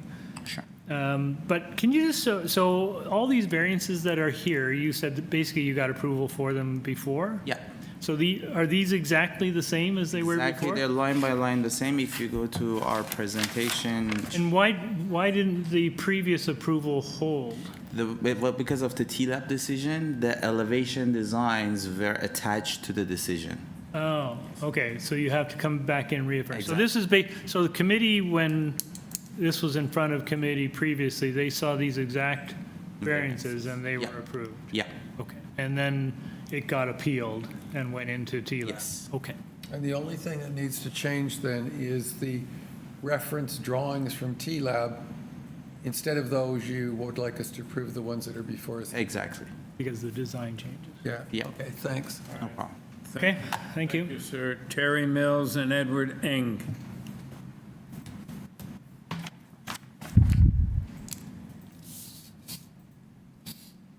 Is Terry Mills here? Yes, Mr. Mills, would you please speak up? Hey, I hope that's better for you. Much better. Okay. Oh, good. Okay. So my name's Terry Mills, and my address is 101 Roehampton Avenue. I'm the planner for Mr. Eng, and I was involved in the earlier T-Lab. Just a couple of quick things I'd like to clarify. You know, while you're, we see letters of no objection submitted after the 9th, the closing date for documents. But anyway, they all refer to a 2-story house, and this happens to be a 3-story house, which I think brings into question, you know, whether people saying they had no objection knew what was really in front of them. That's just one thing. As well, you know, this whole matter before, you know, was subject to minutes of settlement, which I have attached to the end of my letter. Mr. Mills, before you get into Yes? that, and we want you to get into that, is Mr. Eng intending to speak? Yes, he is. Yeah. Well, but we have rules that, you know, 2 people from the same address, etc., get 5 minutes altogether. I appreciate that. On the other hand, I recall a hearing now that was with the North York Committee of Adjustment where I was able to speak and my client was able to speak on that one. That was a couple of months ago. Yeah, this is Toronto. We have many more well, I don't know about North York, but we have 40 applications today.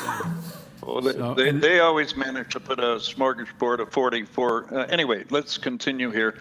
My client's major concerns are definitely the 3rd floor, what I call light well, you know, with a skylight in the middle. And I noticed that's been increased in size. And the concern there was not having access, and appreciate if that can be confirmed. Another thing is it's not just a matter of change to the front elevation. The rear elevation was changed, and the committee or the T-Lab decision was directed to include the plans and the elevations plural.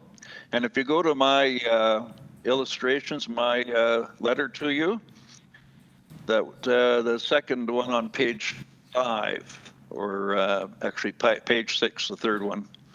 And what it shows you is they've changed the elevation of the rear deck, which before was 7 risers down below the main floor level. And this is now up at the main floor level, which will put that deck above the height of a fence. And that's going to really cut into my client's enjoyment of their rear yard. At the same time, there are matters of shoring that need to be addressed, but I realize it won't be here. And I think I would like to, that diagram, the first one we just looked at, was showing the primary areas of concern. And you can see it's that well area in the middle. Also, the building now is much more forward towards the street on the 3rd floor. The rear deck is circled. The foundations is another matter to be dealt with the building department. If we go to the next page down, we see here the footprint of the outline of the 3rd floor, and now what is being proposed, which is much larger with more floor area around the skylight that's shown. And let's just go to the 3rd one quickly. And then, okay, and here we see the 2 rear elevations, the T-Lab one on the left and what we have on the right. And you can see with the arrow I'm showing the rear deck has been raised up higher. And so that's not as per what the T-Lab agreed to. And again, we have some foundation problems, but I won't put that before you. I'd like to leave the rest of my time to Mr. Eng. Thank you. Thank you.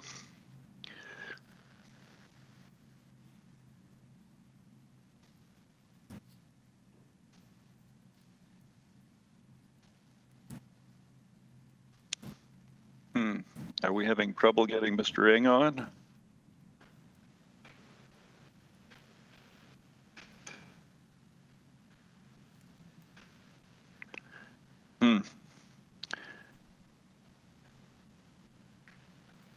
Well, maybe I should just conclude here. You know, I do believe that these things can be resolved, but it requires that we have revisions to the plans done. And, you know, because my client is not objecting to the fact that this is a 3-story house being erected next door. It's just some of the detail of how it impacts his property structurally as well as enjoyment-wise.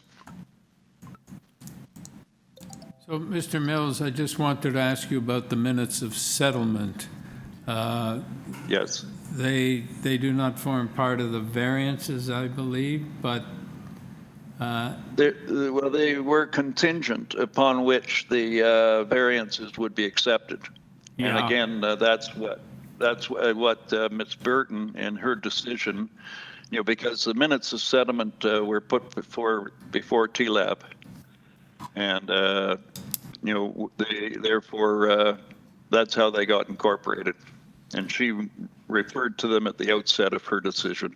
Yeah, I saw that. So that your position is that the applicant is not complying with the minutes of settlement?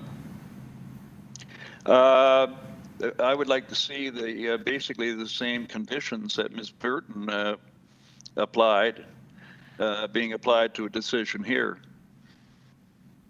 Okay, and these are not the same, as you pointed out. Yeah, and even it's very much the plans examiner says that these are not the same plans. I think there's some room there that we could work out with the client if we had a chance for a discussion, and that would resolve, I think, the shoring and a whole bunch of other matters, and we could come back and support before a committee of adjustment a decision. So you haven't had an opportunity to discuss these matters with the applicant? I haven't, no. You'll get your turn in a second. Okay, thank you. Yeah, Carl. Mr. Mills, what I didn't hear, or sorry, that's the wrong person. What I didn't hear was you object to the deck, and I understand that because it's raised up and there's a privacy issue. So I believe we could deal with that with screening on either edge of the deck. I don't understand what your concern is about the third floor skylight and the fact that there's an opening to allow the light to reach the skylight. I don't understand that. And I don't understand the concern with the rear balcony. If in fact the rear balcony is basically 2 skylights, you can't walk out there anyway. And to put a condition in that the balcony be inaccessible defeats the whole purpose of providing that space, because it means you can't go out there to service them. So I guess I need a greater understanding of not the fact that these areas may differ from TLAB, but what's wrong with them? What don't you like about them? Okay, I think one of Mr. Eng's concerns as well was at some point he may wish to put a 3rd-story addition on his house. And, that may again involve, something else to come before a committee of adjustment. And his concern would be with that center, it's in the center of the building with that big skylight, if that turns into a deck, and realizing that, his building is very close to the lot line, whether this would raise contentions that therefore, his design should be curtailed in any way. Then, hold on then. So if that area, if there was a note that that area is not to be used for a rooftop deck, and if the same was for the balcony at the back, would that address your concern?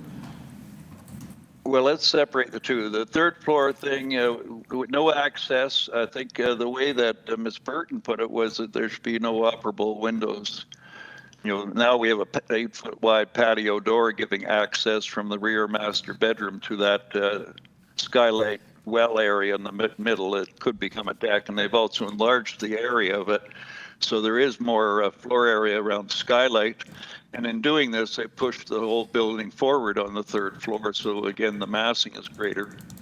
if you look at the floor plan, or even the one I had in my illustration, number 2, you'll see there's a patio door there that was never there in the application that was, became the accepted set with the T-Lab.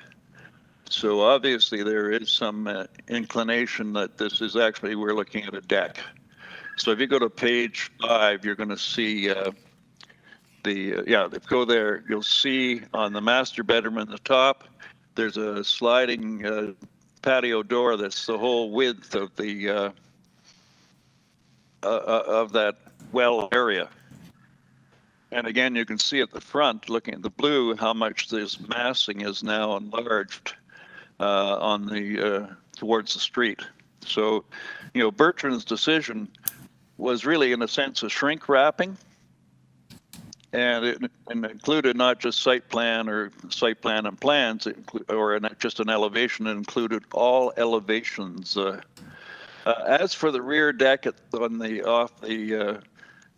the ground, just above the ground, my concern is I'm not sure if those screens really work that well. They had a very good solution before, and that was, yes, you come out at the main floor, you got room to put a barbecue there so you can do your cooking. But in terms of your sitting and, all the congenial stuff you do in nice weather, when everybody's in their backyard, was suppressed down to a regular height of a deck. And I think that's, a much more desirable and appropriate solution for the rear deck on, that would be the main, related to the main floor. Thank you. So I think the rear elevations should stay. Mr. Mills, I'm perhaps out in left field, but if you have a decision from T-Lab, and you contend that it has to be followed to the letter, why is this application before us? Why wouldn't the applicant just proceed on Ms. Burton's order? Well, that I'm not sure myself, as to what the real benefits are to the applicant. Let's face it, the minutes of settlement were a meeting of the minds between my client and the applicant. Then that was taken to the T-Lab, and Ms. Burton went through it all. And with that, she came to give her decision, which in many regards supported what we'd already agreed to. Okay, let's go to the applicant then. So perhaps you could start with telling us why you're here and why you don't just put into effect Ms. Burton's order. 100%. So as I mentioned earlier, this application was heard in 2017, and we are in 2023. So there has been some change in the trends of architecture in Toronto, and specifically within the street. And the applicant has decided to basically upgrade what they wanted to build at the time with the current trends. Now, I understand that there are some concerns with the neighbor to the south. However, I'd like to mention to the committee members that we have tried multiple times for the past 6 months to reach out to him. His final email being, I will respond whenever I feel I have to respond. And basically, our client is paying mortgage, interest, financing, and he's eager to start with getting no response from the neighbor to the south. I like to go one by one with the points that were mentioned. One is the third floor. First of all, in this area, there is no requirements for the number of stories. With regards to the height of the building, actually in this area, the heights were increased by 1 meter by the council about 6 months ago. And now it's, I believe, 13 meters instead of 12 meters, or 13 and a half instead of 12 and a half. However, our client is not pursuing to increase the height of this building. We are sticking to what it was originally on the original T-Lab decision.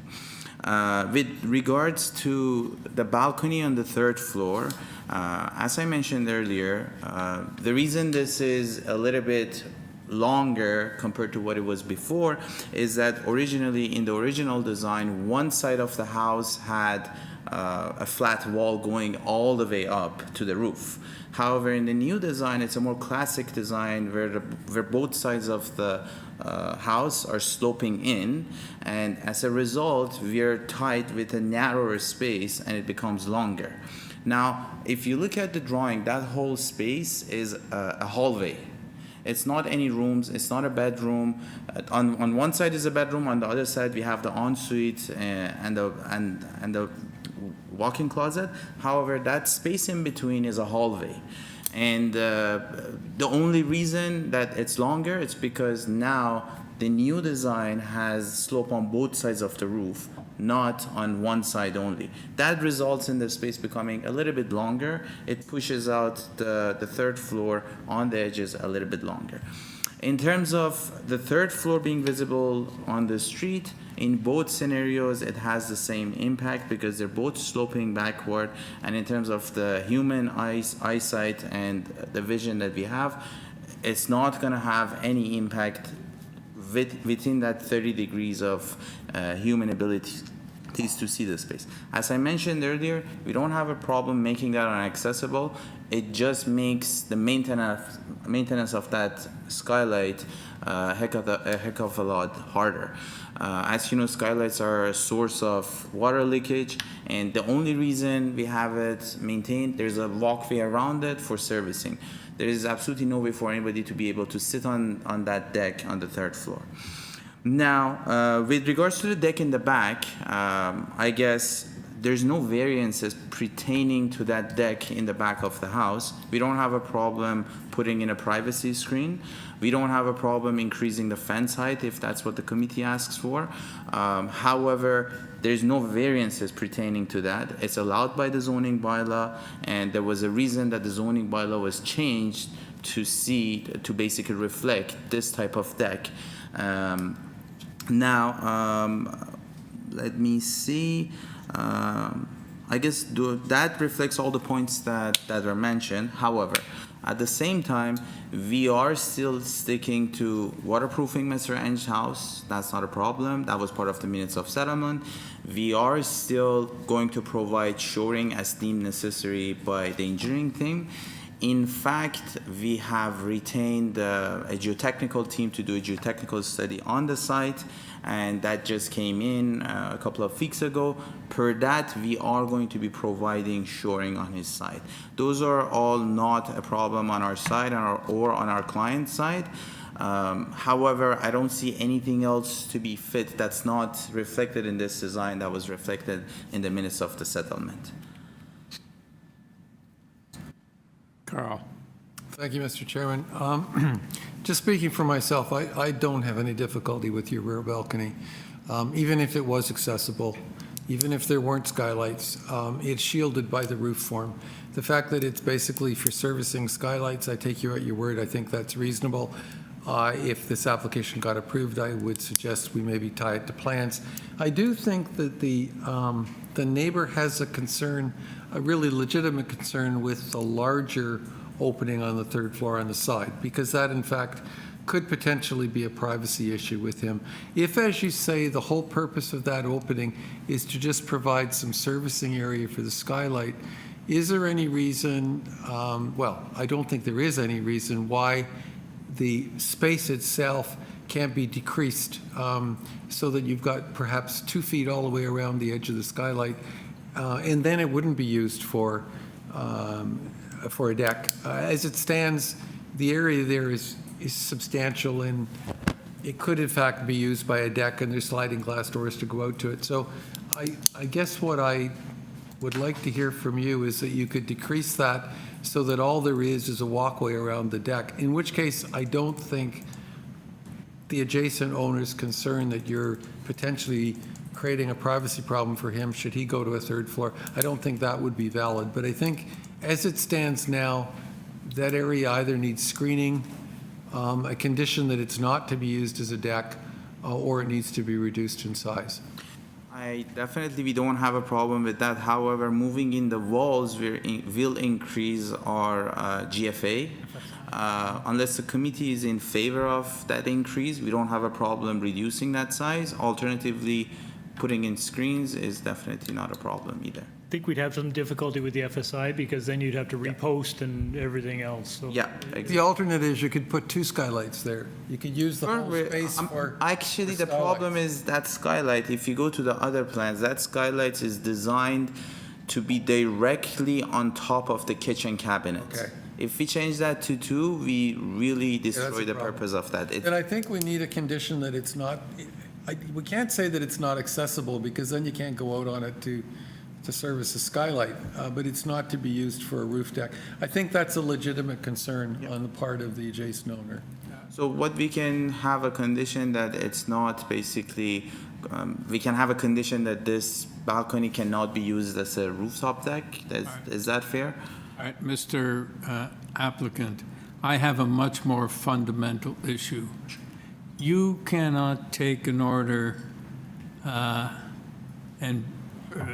that you got at TLAB and bring it here, amending it because you say it's been, architecture's been upgraded. You want to do that, I think you got to go to TLAB and get this order amended. Or you want to keep it here, you've got to make your arrangements with Mr. Eng and convince him that these changes that you're making to Ms. Burton's order don't change the essence of the order. And you can come back here on consent with an agreement. But I don't think you can come here and say, things have changed, we're making amendments to Ms. Burton's order because there are architectural advances, et cetera, and expect Mr. Eng to accept that. I don't know how how you can satisfy him that these changes do not affect the essence of the order. So my suggestion is that you've got to deal with Mr. Eng, and I would suggest the deferral until you get this matter straightened out with Mr. Eng, or you go back to TLAB and have them amend the order. You make an application to TLAB to amend the order because things have changed. With all due respect, we've tried our best to reach out to Mr. Eng for the past 6 to 7 months. And this has not been one occasion. We've set up multiple site visits to his house. Even to follow the minutes of settlement, to provide him with waterproofing, to provide him with shoring design. We've tried to visit his house to inspect his basement, to figure out what height the basement has, and design the shoring properly. However, he's refused to allow us into his house to even check that. So I really don't know how we are supposed to work with a neighbor who's not even communicating with us in a reasonable manner. That's the problem that we've been facing with this neighbor, unfortunately. And in my opinion, I know there are changes to the design. However, they are within that TLAB decision in terms of what was approved and what is being proposed. If you can't get Mr. Eng's cooperation and you can't come back here with an agreement, I think you have to go to TLAB and make a motion to amend. So let's ask Mr. Mills.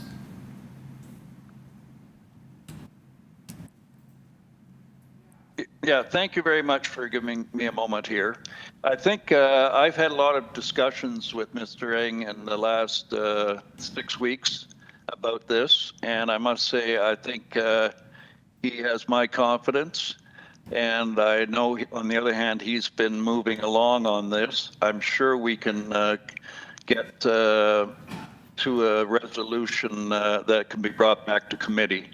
On the other hand, I agree with you. If that can't be worked out, then I do think it's a case of a motion back to TLAB. But I definitely would prefer that something we could bring back to committee with Mr. Eng and the applicant holding hands and saying, here, this is what we have an agreement to. And, you- we in the past, sorry? Mr. Mills, have you been contacted by the applicant to discuss the matter? No, I haven't. Okay. Were they aware that you were involved? I'm not sure. My dealings have all been with Mr. Eng. So is there, do you perceive there to be any problem with meeting? If we defer this, as I suggest, I don't know what my panel members feel, but if we defer this, would it be, do you think there would be a problem of getting together with the applicant from your side? I know you can't speak for the applicant, but from your side, would there be any problem in sitting down and trying to work it out? Yeah. I don't see any problem with that. And by the way, I do a lot of mediation work on projects of all scales. And as I say, I believe that Mr. Eng and his discussions with me, we've been able to sort of sharpen his focus on what's most significant to him. Mr. Mills, could you, so this isn't held up unreasonably, because if this course of action doesn't work, then the applicant's going to go back to TLAB. Can you commit to meet with the applicant within the next 2 weeks? Okay, I got a wedding coming up. If I could have 3 weeks, I could do it. It's just my daughter's wedding. Okay, you commit to meet within 3 weeks, right? Because we're going to hold you to that. Yeah. If this comes back and there's been a huge delay and there still hasn't been a meeting, all hell's going to break loose here. So I think this is a reasonable approach, but we need a commitment from your side that you're going to meet. Yes. In you've 3 got my weeks, before 3 weeks. Within 3 weeks. Good, thanks. Okay, are you going on a honeymoon? I'm afraid not, but I keep saying to my daughter and her fiance, if one of them can't go, just give me a ticket and I'll be happy to turn up in my bathing suit. When you said a wedding, I thought it for sure was your wedding. Okay. Yeah, no. Well, it's probably more important being my daughter's, Right. the grand expectations there. Anyway, it's going to be fun. Okay, so panel, do we have a motion? Yes, Carl. Thank you, Mr. Chairman. I'd like to move that the application be deferred to allow the applicant to meet with the adjacent owner, Mr. Eng, within the next 3 weeks to try and resolve their differences over the proposal. I think, Carl, that we want to, that's not necessarily the end of it, to commence negotiations. Okay, that's fine. Yeah, I want to make sure there's a clock. No, I appreciate that. I think it's a good idea. And I'd like to see this back sooner rather Yeah, than so later, would I. right? I mean, I think they've been held up for quite a long time. It would be, I think, in everyone's interest, including this committee's, to get this back on quickly and get it resolved. Okay. Nicole, can you give us an idea of when the fastest it could come back, if they could resolve this quickly? Through the chair, we're booking 2 months out right now, so Better than 3. yes. Used to be 3. Okay, Larry, are you seconding Carl's Yes, I motion? will. All right, all in favor? Okay, you have a deferral, sir. Item number 26. Thank you very much. Thank you.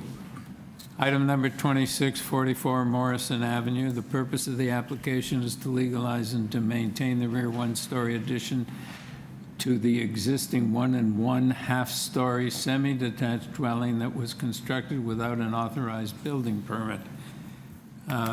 With this application, we have material submitted by the applicant and email correspondence from community planning.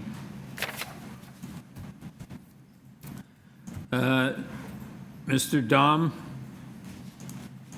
This was turned down before. Yes.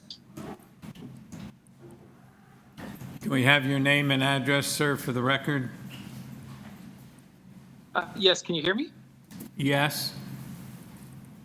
My name is Joe Dome, 133 Torresdale Avenue, agent for the owner. Okay. I do have a short presentation to offer more. Yeah. Okay, go ahead. The owner has submitted a new committee of adjustment application as the original refused at Committee of Adjustment, which did include a 0% rear yard soft landscaping variance. There are now 3 variances requested. The proposed rear yard improves on the existing 0% landscaping conditions of the previous 30 years by adding the necessary soft landscaping to comply with the bylaw. And the owner does appreciate committee's previous comments regarding the fact that there was an OTC and the application is to legalize and maintain. And we would greatly appreciate considering this application for the 3 remaining variances on its own merits. We have had correspondence with planning and they have no concerns with the application as included on file. To clarify, the actual impact of the 1-story addition is extremely minor. The 3 requested variances are due to rebuilding on the same footprint of the prior rear 1-story addition, which contains the kitchen and enclosed rear walkout. The proposed FSI and rear yard setback variances, number 1 and 2, are primarily due to the smaller lot size of the subject property compared to many of the other lots in the surrounding neighborhood. Further impact is mitigated by the 1-story nature of the addition, which only brings the total length of the main floor, including the covered walkout, to 14.31 meters. The second floor is not being increased. It's significantly stepped back from the first floor and does not extend as far west as not as far as the west neighbors. The proposal is very similar to and even significantly under the range of massings of many existing dwellings in the neighborhood. For example, 3 doors away to the west with a similar lot size, number 50 Morrison has a full 2-story massing with around 20-meter 2-story length extending much farther into the backyard than the proposal, resulting in a much higher FSI, roughly 185 square meters compared to the 118.38 square meters proposed, and has a much smaller rear setback. Furthermore, the 2 consecutive west neighboring dwellings at 46 and 48 Morrison also have 2 stories that extend further to the rear than the second story of number 44. There are also many other examples showing larger existing full 2-story massings of around 17 meters in length or greater, such as around the corner at 136 and 138 Sellers Avenue, which are visible from both Morrison Avenue and the subject backyard. Again, the total length of the proposed dwelling is 14.31 meters, with the addition being 1-story in nature. The proposal is not visible from streetscape, has no privacy impact on neighbors. Variance number 3 pertaining to the eaves has a negligible impact, as is a 0.02 meter difference from the bylaw. And overall, considering these factors along with planning support, no neighbor opposition, and the rear soft landscaping now complying with the bylaw, we feel the application is quite reasonable and minor in nature, and I'd be happy to answer any further questions you may have. Well, we're going to want to know why it was built without a building permit. Yes. So originally, what happened is that the 1-story addition was in poor condition, and at the time he thought rebuilding over the same footprint would be okay, and it obviously triggered the variances requested, but the improvements to the rear yard soft landscaping we feel is a very big factor. That still doesn't explain why did you build it without a building permit? I feel that it was in poor condition. I think it was just a misjudgment on the part of the owner. It's a pretty big misjudgment. I mean, it's not like you added a balcony and you kind of didn't think a balcony needed a building permit. In what world would you not need a building permit to put something as big as that on a piece of property? Yeah, I don't have any further insight on that. The information that I have is that the owner was simply trying to rebuild over the existing footprint. Chair, just a quick. And sorry, you have eliminated the rear yard soft landscaping variance, and I'm looking at your site plan. So it looks like you put a little patch of grass at the back. So how how much landscaping do you have? You originally were required to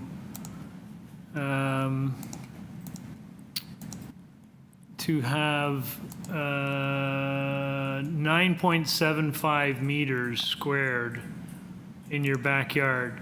How much is that soft landscaping now in your backyard?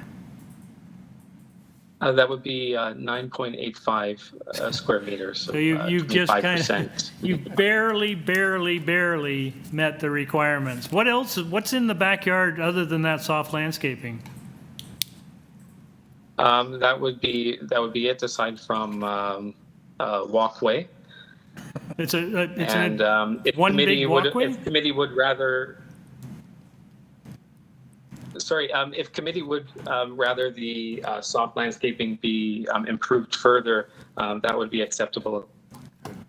Well, I think, yeah, you've met the requirements of the variance, so, but if you're willing to add more, it just strikes us that, you've got a great big backyard there with what only looks like a walkway, and you tucked a little piece of soft landscaping back in the corner. We wondered, it would be helpful if you could do more, I guess.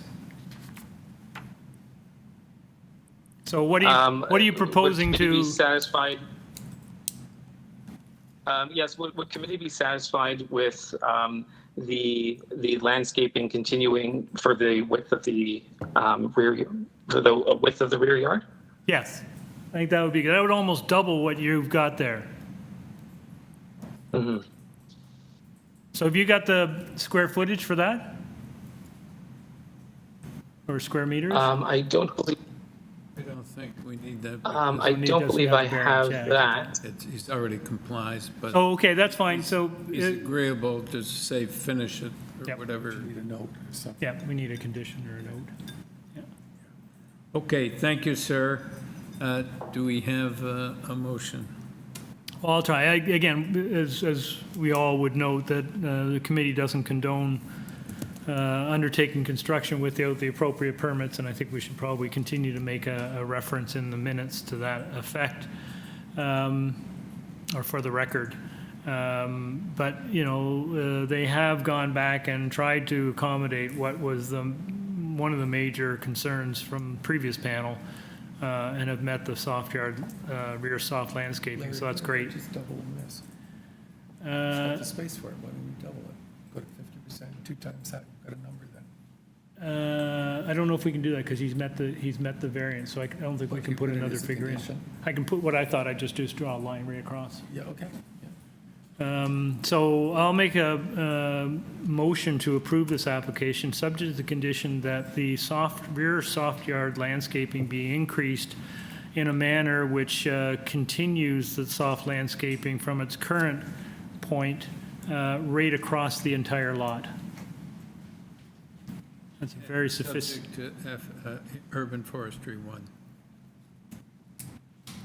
And subject to urban forestry condition number 1. Yes, thank you, Chair. Is there a depth?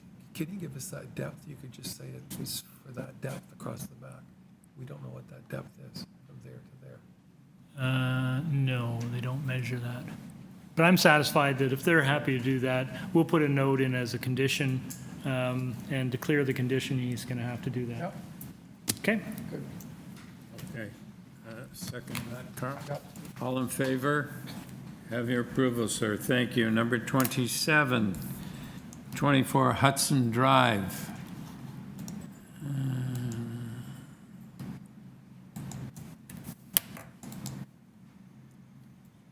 Purpose of the application is to construct a new 3-story detached dwelling with front and rear covered porches and a north side 3rd-story balcony. Also, the existing rear ancillary building, a detached garage, will be demolished. With this application, we have material submitted by the applicant. We have email correspondence from transportation, and we have a report from urban forestry. Mr. Sprague.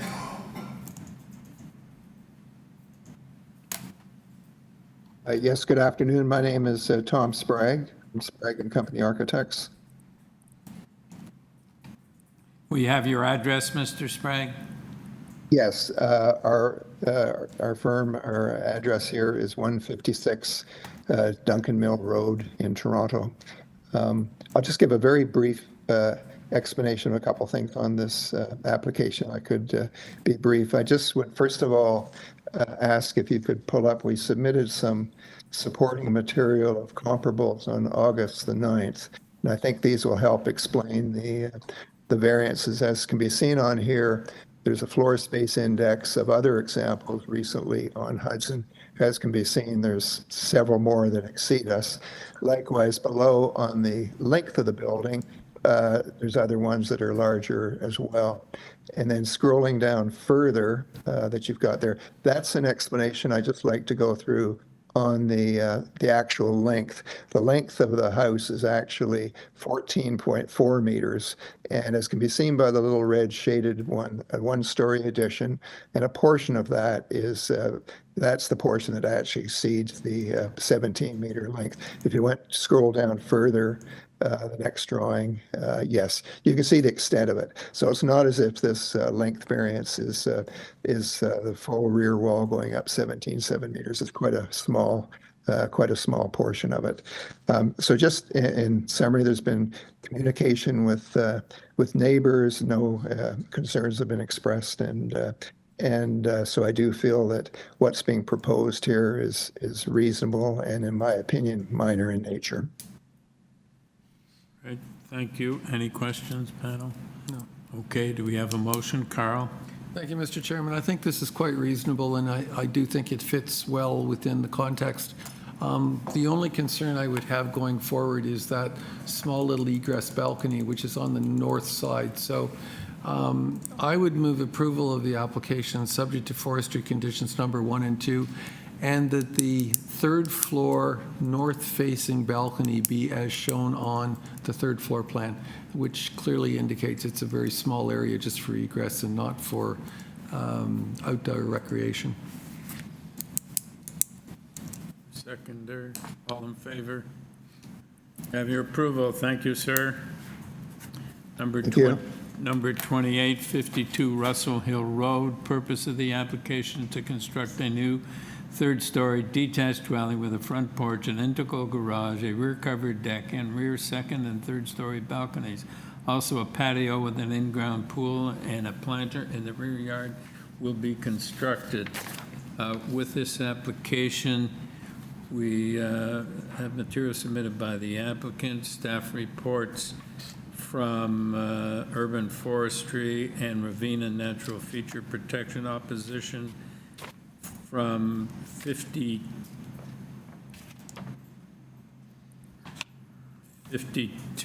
isn't this? 52 Russell Hill. I don't know whether the address is right, and 144 Bolton Drive. Okay, we'll check that. All right, Ty Ryuk? Is that you? No. Good afternoon, it's Tay Rook. Okay. I'm for the owners of the property at 52 Russell Hill Road. And your address, sir? It's 18 Yonge Street. Okay. So there is some opposition, so could you please give us a brief presentation? Sure. The presentation slides before you. Basically, the proposed construction is for a 3-story dwelling on the subject site. There are variances related to the rear deck, building length, SI, 2 platforms above grade, side yard setbacks on both the east and west sides, landscaping for soft landscaping in the front yard, and also setbacks or encroachments into the 10-meter setback requirement from the top of bank slope. What you have in front of you is an area context map which highlights property that are in green that are above 85% in terms of FSI. You'll note that immediately to the east of the subject site at 50 Russell Hill Road, which went to committee January of 2022, an FSI was granted of 1.25, and also you'll also note that there was an FSI granted at 1.30 at 60 Russell Hill Road. What's happening here on this particular site is that there's a top of bank and there's a major slope differential from the front of the property down towards the rear. And from a zoning perspective, what the zoning calculates FSI or lot area is the developable area above the top of bank. So if you go to the third slide, you'll see a green dashed line on the site plan, which represents the top of bank at the rear of the property, which is at the top. And that rear line, if you exclude the area above it, which is below the top of bank, you end up with an FSI number of 0.894, which is what's being proposed by the application and the variance being sought. However, if you include the entire area below the top of bank, you end up with an FSI 716. In addition to that, you'll also have variances related to 17.92 for building length, and there is a 0.92 area that's been shaded on the site plan at the rear of the building that represents the extent of which the variance is being sought. You'll also note that immediately next door, there is at 50 Russell Hill Road, variances were granted for a building length of 22 meters, or 24 meters actually. And the decision of that Russell Hill matter has been attached in the presentation slides as well. So that building is much longer. It is something that is already existing and being under construction right now. And that was something that was approved by committee as recently as last year. With regards to the two platforms above grade, you'll note that on the site plan, once again, there is an orange dashed area that represents a second story platform, and then which is recessed back into the rear wall, so it's not projecting out beyond the rear wall. And then a third story deck, a platform, which is on the next slide, if on the floor plan there, which is a balcony that's also been recessed into the roof line of the third story as well. So from a side view, you only have views towards the immediate rear yard, not towards the adjacent properties. And once again, those are highlighted in green, and those platforms have been recessed into the house as well. In terms of the side yard setbacks, we're seeking 1.21 on the west and 1.21 meters on the west and 1.23 meters on the east. And if you go back to the second slide, which is the area context map, you'll see properties that have been highlighted in purple. Those are properties in which where the existing or approved side yard setbacks is less than the 1.2 meter mark that's required by the zone, 1.5 meter mark that's required by the zoning bylaw. And this is somewhat consistent and found throughout the neighborhood from an immediate block perspective and also throughout the neighborhood as well. So this proposal in seeking these variances is more than consistent with the existing context. As it relates to the soft landscaping at 58% versus 75% required, you'll note on the site plan at the front or at the bottom of the site plan, there's an area that's been highlighted in orange. Currently on the subject site, there's a roundabout driveway. So it's pretty much all asphalt in front of the dwelling itself. We're proposing a standard driveway that proceeds directly into an integral garage. So all of that concrete has been replaced with soft landscape. Mr. Rock, your time is just about up. If you could wrap up. Sure, I will conclude. We have been in conversations with TRCA. They have no concerns, and you'll also note that there's no concerns from Urban for sure ravine control as well. Thank you. Thank you. Any questions, panel? All right, Sigrid and Alex DeOr.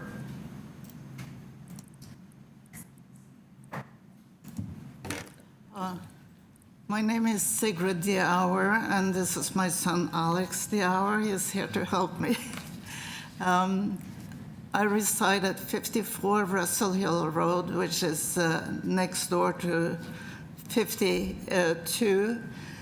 I have lived in the home for 49 years, so I'm very familiar with the neighborhood. And I'd just like to backtrack a little bit. 20 years ago, I sat here in this building in front of Committee of Adjustment for an extension of the 52, which is about 24 feet beyond the corner of my house. I had the shadow expert report done, and it proved that it was really affecting my property very negatively. And still, the two-story addition to the rear of 52 was permitted by the committee. And I have been living for 20 years with big shadow, and I don't know if I can say that you have Exhibit 6 and 5 showing the big brick wall. The only thing that 20 years ago that the committee allowed was to put a balcony on the second story, but it had to be set back from behind the chimney. But that really didn't help me at all. Look at this. This is what I'm looking at, and I have shadow. And now the new home proposed is even going to extend almost 1 meter further. It's going to be 3-story instead of the 2-story that I have right now. And also the setback proposed is to be closer to my property, like 1.21 centimeter instead of 150. That means that the impact of the big structure will be even worse felt. Now, I have also another problem with the proposed construction is that besides extending the property or the house in the rear by almost a meter to the ravine, there's also proposed to put a cover over the patio with a large balcony, which is 3.81 meter in height, which is also larger or higher than the permitted bylaw. It's taking away all my privacy. And also, I asked my neighbor, I said, so what are you doing with the ravine? You're going to extend the property with a further patio and a pool. Now, we're on a ravine, so the elevation is not quite flat. So the applicant told me that they were going to elevate the rear patio and the pool area to the level of the basement. You can see Exhibit 7, maybe. And that means that basically the pool area, it will go in height almost at the level of my fence. Right, Mr. Orr, your time is almost up. If you could wrap up, please.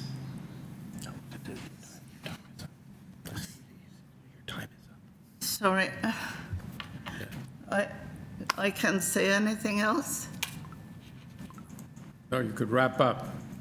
Okay, so I'm opposed to this big construction, and especially that it goes closer to my home, and also that the rear is going to impact me because it will be much higher than my properties. So their pool area and patio will nearly be at the height of my fence in the backyard. Thank you. Mr. Ruck? Sorry, Chair, can I just add Yes, a sir. clarification question before we go? So I'm interested in your comment about the pool in the backyard, because is it because of the slope? Is it because the ground's Yeah. sloping away from both of you? Yes, Both but your properties go down? both properties, they're sloping, but I had my property leveled, so walkout from the basement is a little grass area, and then stairs going down, and then I had another level for the pool area, and then stairs going down to the ravine. But obviously, the way that it's proposed now is to elevate everything. So I think I think what my mother is trying to sort of say, so on my mother's side of the property, she has tiered, Yes.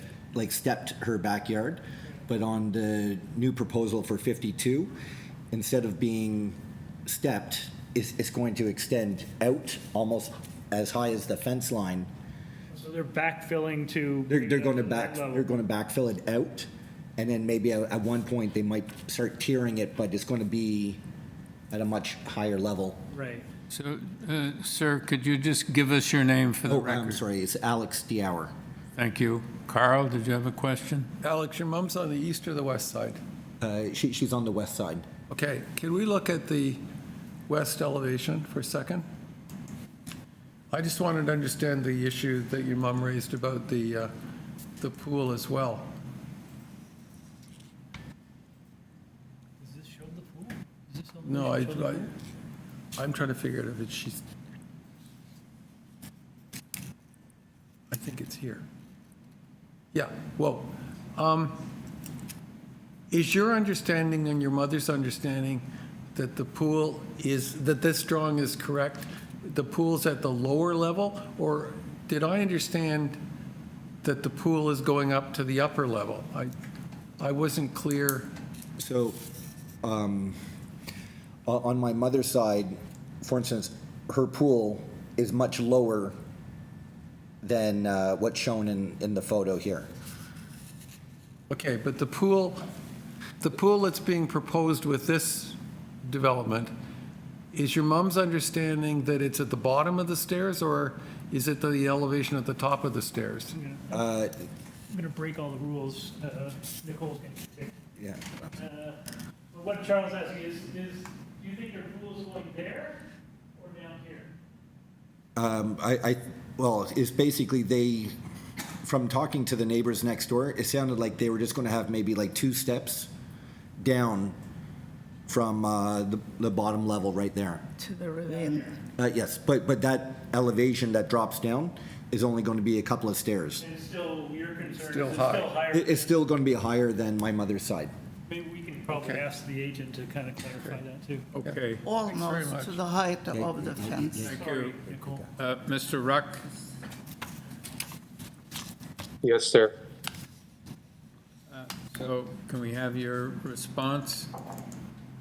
Sure. First, I'll address the shadows study. As you note, there's no height variance being sought to comply with height, so there's no variances related to main wall heights or overall height. As it relates to the pool, if you look on the side elevation, and maybe perhaps it's probably clearer on my side elevation, which I've highlighted, which is the 6th slide in my presentation materials. You'll note that there's the grade, which is highlighted in green, that shows on the plan, and just immediately to the right of that green area is the pool. So it drops down approximately a meter, slightly over a meter, towards where the pool is going to be. So in terms of the pool being at the fence line, at the top of the fence line, that's not the case. It's below the fence line and the shared common fence line as well. We did also have, and Ms. Diauer could confirm, but my client did have a conversation with Ms. Diauer about this proposal. And then we did offer to provide plantings along the edge and also provide for any additional fencing or fix up the fencing to provide for the security or for privacy concerns. However, The pool will not be elevated. It will follow the natural grade. It's basically at the floor level of the basement, which is the second dash line at the very bottom of the site plan, of the side elevation, pardon me. And it is beyond that green shaded area on the side elevation.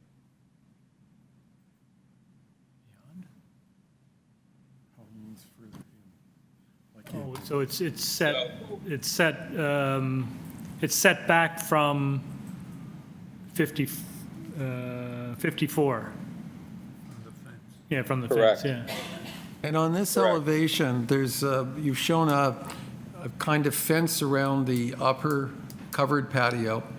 Correct. Which is how high? Sorry. How high is the fence? The fence would be it would be a 6-foot fence, board-on-board fence. That's not between what's the shown in properties. this drawing, though. Which fence are you speaking to, sir? The upper deck, on this drawing, the top of the stairs. Can we go to the backyard? Top of the stairs. The back patio. Back, yeah. What you call the covered patio, Yes. that needs screening. And at the Correct. bottom of the stairs, that fence, is that high enough for a closure around a pool? Yes, it is. How tall is that fence? It's going to be 6 feet, and that's approximately, it's covering the pool. So are you referring to the gray shaded area, sir? Yeah, I am, and that doesn't look like 6 feet to me. No, so that is railing for the stairs. Okay, so then So what if you look happens on the when you site get to plan- the bottom of the stairs? So it's probably clear on the site plan. If you look at the site plan at the rear, Okay, I am. you go down the steps on the right Yeah. from the patio, and then there's railing along that side. Okay, what I'm interested that's in, what it is, and the- what I'm interested in at this point is privacy. So it seems to me that both the upper patio and the pool deck need privacy screening and/or planting between your property and the property adjacent. Because of the very point that the neighbor has raised, those patios are raised substantially above the property line, and therefore they create an overview problem. That's not the case. I'll start off by saying this. We have no issues with any privacy screening or to provide planting along that side. That was actually offered to the neighbors as recently as yesterday. However, it's not the situation where we're overlooking onto the adjacent neighbor because of the slope. Both properties slope downwards. So it's a misleading view and to say that we're elevated and looking over or looking down onto the adjacent properties. But with that being said, like I said, we have no issues with providing privacy screening or to provide planters. That was already offered to the neighbors as recently as yesterday. Okay, thanks. Can we find out what your response to that was? If there would be planting, maybe your mother can, in that slot that's between the two patios and your property, if there was planting provided there and/or screening provided along the edge of the two decks, did you have a preference, or did you indicate a? Yeah, we did discuss that with the neighbor, and they did mention that they would plant some evergreens or whatnot along the fence line. So that essentially sounds okay. The problem is that once you have the walkout from the, I don't know if it's possible to put back the Exhibit 7 picture that we had, but it would really give like a proper sort of indication as far as, you know, what kind of impact having like the pool level extended out, because they will be backfilling, like regardless, and it will kind of be looking down to a certain degree. So in that elevation, you can see that my mother's backyard really drops down substantially, much more than 52's backyard. So at the sort of like at the level just above like the greenery that you see from like the pool level up, that's basically where the walkout for 52 Russell Hill Road will be coming out. So if you extend that line outwards to the right, you'll see that it will be essentially very close to the fence line. Even though they're saying that it's going to drop down a meter, it is going to be quite high up. So their elevation is going to be quite high up on that fence line. So of the two options that they suggested, do either of those appeal to you? Well, obviously, if they do a combination of a fence line and a tree line, that would help. But it's just a pure sort of structure, and plus not only that, but then there's two trees that are going to be removed that are right on our fence line, like joint fence line that are going to come down. So it is, with the extension of the building, coming out 1 more meter outwards, and then another foot closer to my mother's, and then having like an extra story with the height. It's going to be quite sort of menacing from my mother's side. I think we understand what you're saying is that the impact just doesn't end with the building, that in fact the way the patios are configured, that in fact they're an impact as well. That's right. Okay, thank you.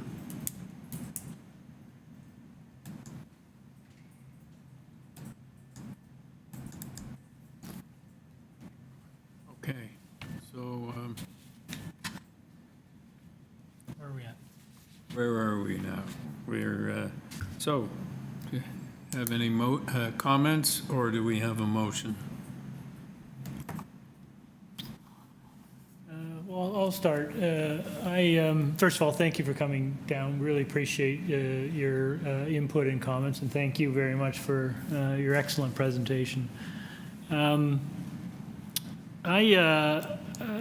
said that, this is an area which is characterized, you'd agree, by large lots, large homes, and it's not surprising that we're seeing this kind of redevelopment. In fact, I think there's one being redeveloped right now on the other side of this one, right? So, and it's a very prestige lot, no one behind you, sloping away. So it's not surprising when we're seeing these kinds of developments and adding this kind of density onto lots in neighborhoods such as this.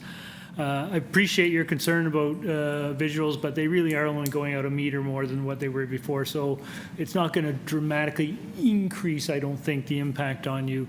And I do note that the third story is angled back, which actually kind of tries to reduce the massing, overall massing. So I'm generally okay with the proposal for the house. I think we've had a good discussion about the impact on your backyard, and there would be, I think, a good argument to add conditions for screening, privacy screening on what is, I guess, the first ground floor deck, I guess technically, is it? So we have privacy screening. I think it'd be appropriate on both sides. I think they are already proposing to put privacy fencing along the border, so that should help. But I think I heard the agent suggest that they would supplement that with some plantings along there as well. So I'd like to make a condition for the privacy screening on the deck. I don't think we need to do privacy fencing. I think that's probably already built in, but also a condition that plantings be put alongside the fence to soften as well the impact, visual impact on the neighbor. There's a forestry 1 and 3, and that's, I think, was there anything else, guys? I think that was it. So that's the motion, Chair. Through the chair, Larry, do you mean cedars? Do you want to be specific, or trees, plantings? Yeah, your fair point. Yeah, I mean, I don't want to be specific to cedars, but I think maybe trees, if that works, and they can choose to put an appropriately attractive tree in there, or set of trees. Thank you. You second that, Carl? All in favor? You have your approval, sir. Thank you. Thank you. All right. Number 29, 20 Ellsworth Avenue. Purpose of the application to alter the existing two-story semi-detached dwelling by constructing a rear one-story addition, a rear ground floor terrace, and a rear basement walkout. With this application, we have material submitted by the applicant. Terrell Wong. Can you hear me? It's Tyrrell Wong here. Yes, we can hear you. Well, perfect. From 12 St. Andrews Gardens. Yes, thank you. Well, it certainly looks straightforward. So, do you have anything you want to say before we take it into committee? Other than I think it's extremely straightforward. Unless you need to have any explanation, I think I can let it go to committee. All right. Yes, Larry? Just a quick question, actually. Sure. I have a little note in my notes, and just forgive me while I call up the site plan. Yeah, so 20 has a rear addition that you're asking for approval for, but 20, your site plan shows 18 with a proposed two-story rear addition as well. So what's going on there? Okay, so they're both going to Committee of Adjustment. We tried very hard to get to the same hearing. Unfortunately, even though we applied the same day, it didn't happen, but we've been talking with the neighbors extensively, which we felt was a really good idea. And so we put the two-story rear addition on our drawing and showed it as proposed so people could see why we were doing what we were doing. So our initial design had been a one-story rear addition with the proposed back terrace, and it was slightly shorter than this. And then after we talked to the neighbors, theirs had gone forward, or they were going forward with just a little bit more. And we thought, well, we're coordinating on the structure of that wall between us, the party wall. Waterproofing and dealing with all the things that happen, we decided to match theirs exactly. So that created the depth of building issue because the back terrace is part of the basement. So for zoning purposes, it is part of the depth of the building. So that's why it's shown on the drawings. That's great. So and you're undertaking the work at the same time? I hope so, but you know, with anything can happen in reality, but we've gotten this far. We missed the date for the hearing, but you know, hopefully they'll go ahead next week or the week after, and then we'll proceed again. It's been nice when neighbors talk to each other. Okay, thank you. Okay, so do we have a motion? Yes, Carl. Thank you, Madam Chairman. This is very straightforward, and I think quite compatible with what's in the area. The only comment I would have is that I think the rear deck needs screening on the west side.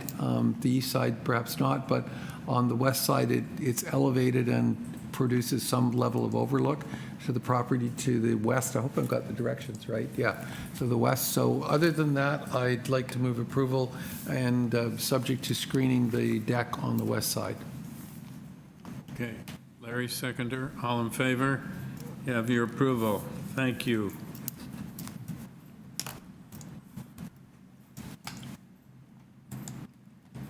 Okay, number 30, 1725 Bathurst Street. The purpose of the application is to alter the existing two-story detached dwelling with a total of 5 dwelling units by constructing a complete third-story addition and a fourth-story mechanical penthouse addition. There will be a total of 10 dwelling units within this altered dwelling, which will be identified as an apartment building. Also, the existing 8 parking spaces will be maintained in the rear yard. With this application, we have materials submitted by the applicant. Ms. Evangelista.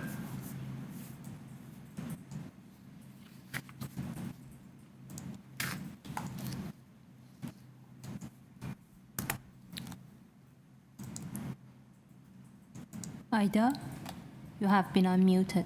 I'm here.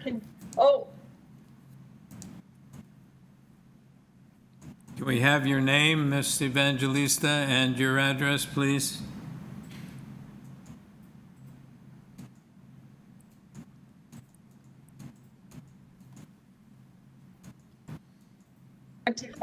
Bathurst. Okay. Could you repeat that because you just Yes. we're not, we didn't hear you.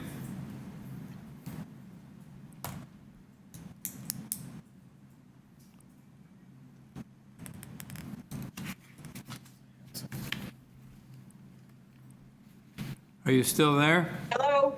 Hi, can you hear me now? Yes. Okay, perfect. Okay. Good afternoon. Let's start from fresh. Good afternoon, Mr. Chair, members. Ida Evangelista, 53 Bentworth Avenue. I'm here representing the owners of 1725 Bathurst Street. Okay, can we have a brief presentation because there is some perhaps opposition, I'm not sure. Okay, I will do. What you have in front of you is we are proposing an addition to three-story addition with a small mechanical room.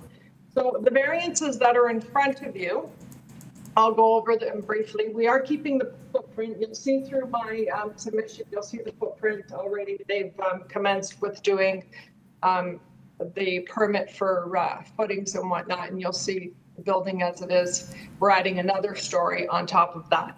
So in this particular area, and you'll see through my photos of the surrounding context, you see that we have a mix of buildings in this neighborhood. We have 3-story, 4-story apartment buildings, and along this area, they are zoned residential, residential multi. For example, I believe it's 1862. Oh, Ms. Evangelista, Yes. would you please speak into your mic? I think you keep turning away and we can't. Variance number 2 relates to the height. 12.36 is to the top of the mechanical roof, the mechanical portion of the roof, and then variance number 4 relates to the side, to the wall facing the side lot line, which is to the underside of the molding. However, to the top of the roof, the height of the building is 9.77 meters. You'll see that mechanical room at the top, on top of the roof. It's quite narrow. On the north side, it's approximately 1.85 meters, and it goes across to just about 3/4 of the way onto the roof line, and it narrows into about 1.239 meters. It's set back 10.46 meters from the front and 5.67 from the back, and from the south side, it indents into about approximately 3.30 meters. So with that being said, now our side yard setbacks are existing. The footprint remains. We are simply redemising the interior of the building. You'll also note that this is, I respectfully submit that what we are proposing is a gentle form of intensification, and as it's within a 4-minute walk of the new Forest Hill LRT station.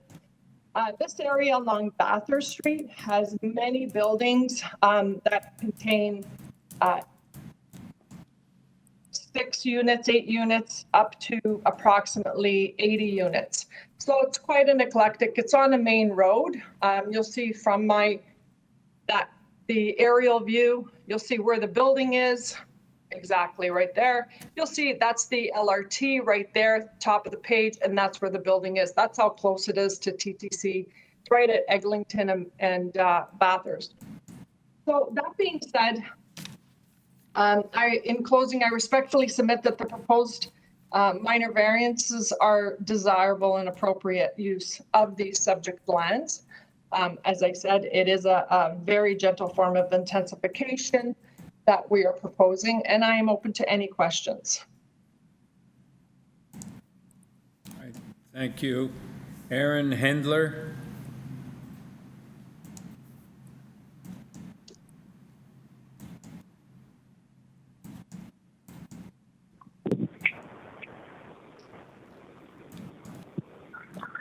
Hello? Yes, can we have your name and address, please? Yeah, sorry, I'm just walking. My name is Aaron Hendler. I live at 416 Richview. So just my back is facing to the things. I suppose, I mean, obviously, I'm a little concerned about the height, but I just have a couple of questions. One is, I didn't see any balconies there, and I just want to confirm that that's the case. And two, that I just got these plans. So the mechanical room, that's not, no one's living up there or anything, and there's no one otherwise on the roof. Those were just 2 points I wasn't clear about because no one had talked to us sort of beforehand. Okay, thank you. Ms. Evangelista?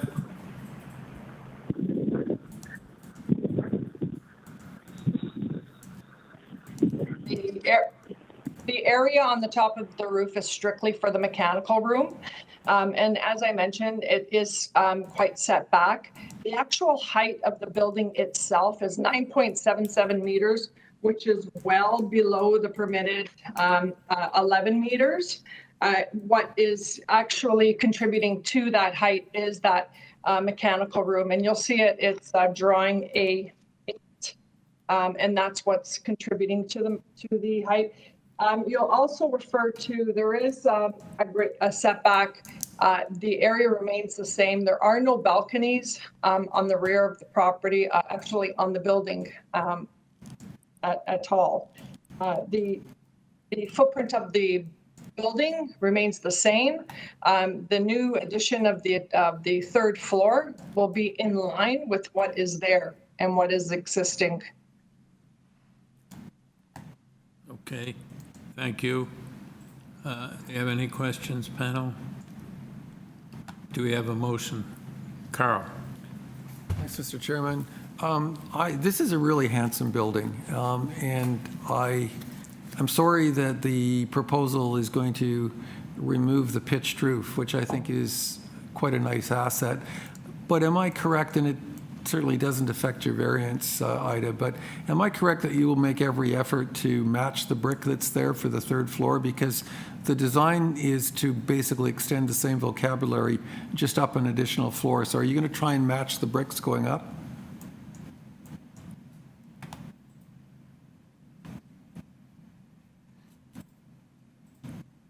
I didn't think the question was that hard. Where'd she go? I don't know. Oh, sorry, I was muted. Through you, Mr. Chair, yes, they will be making every effort to match the brick that is existing or even enhance what is existing. But it will be a very, very nice building, and it will be very characteristic to other buildings that have undergone the facade reno. Thank you. I have no trouble in moving a motion of approval. I think this is a real asset to the community. And as the gentleman that spoke said, he was concerned with balconies. I think that would be the wrong decision here, and that's not what you're proposing. So I think what you're proposing is great, and happy to move approval. Second, all in favor? You have your approval. Thank you. I think we should take a 10-minute break at this time. We'll see you in 10 minutes, Ms. Evangelista. Is she on again? Oh, probably. Okay.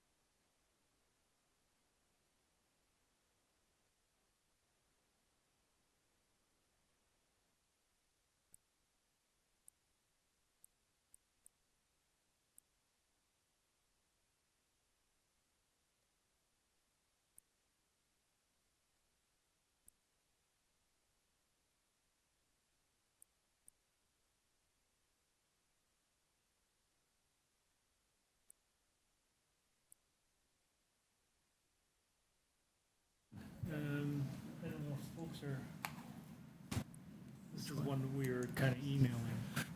The 31, a little bit about. Merrick? Well, so,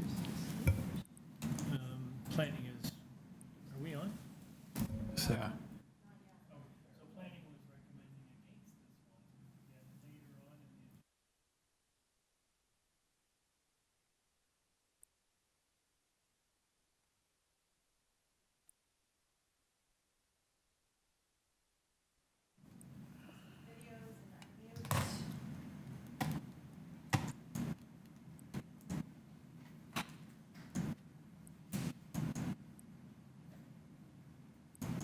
Okay, the next item is number 3185 Merrick Street.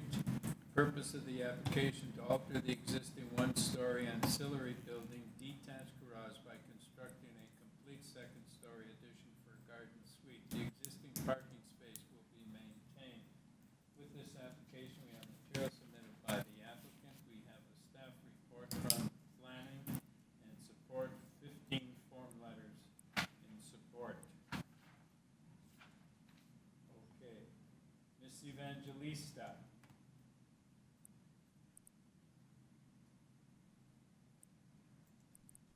Ida, you have been unmuted.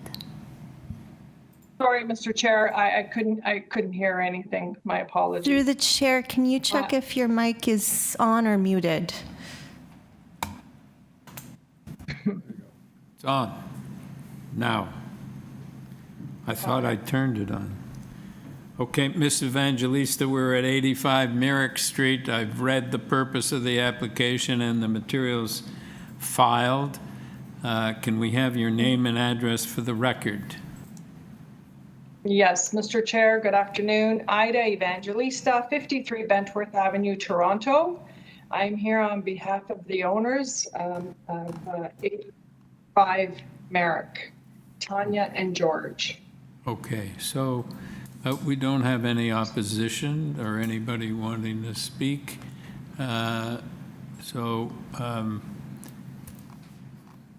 I don't think we need a presentation. Mr. Carl has a question. I have a question, and I don't know if it's for you, Ida, or for the Deputy Secretary Treasurer, or for both of you. Could you tell me, is it your understanding that a garden suite has to have an adjacent public laneway? No. The reason I ask, maybe I worded that incorrectly, sorry. The planning department is recommending against this application, and they're saying that a garden suite is defined as a self-contained residential unit which is located on a lot with an ancillary building that is not adjacent to a public laneway. Is it your understanding that because if there's a public laneway, you can't have a garden suite? Is that what you were advised when you were going through the process?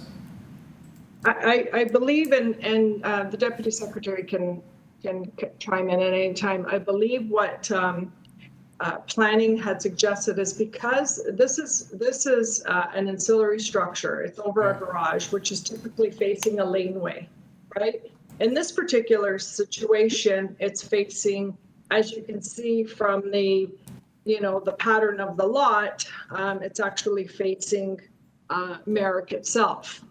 So I believe that's why it is a garden suite, but it is over an existing garage.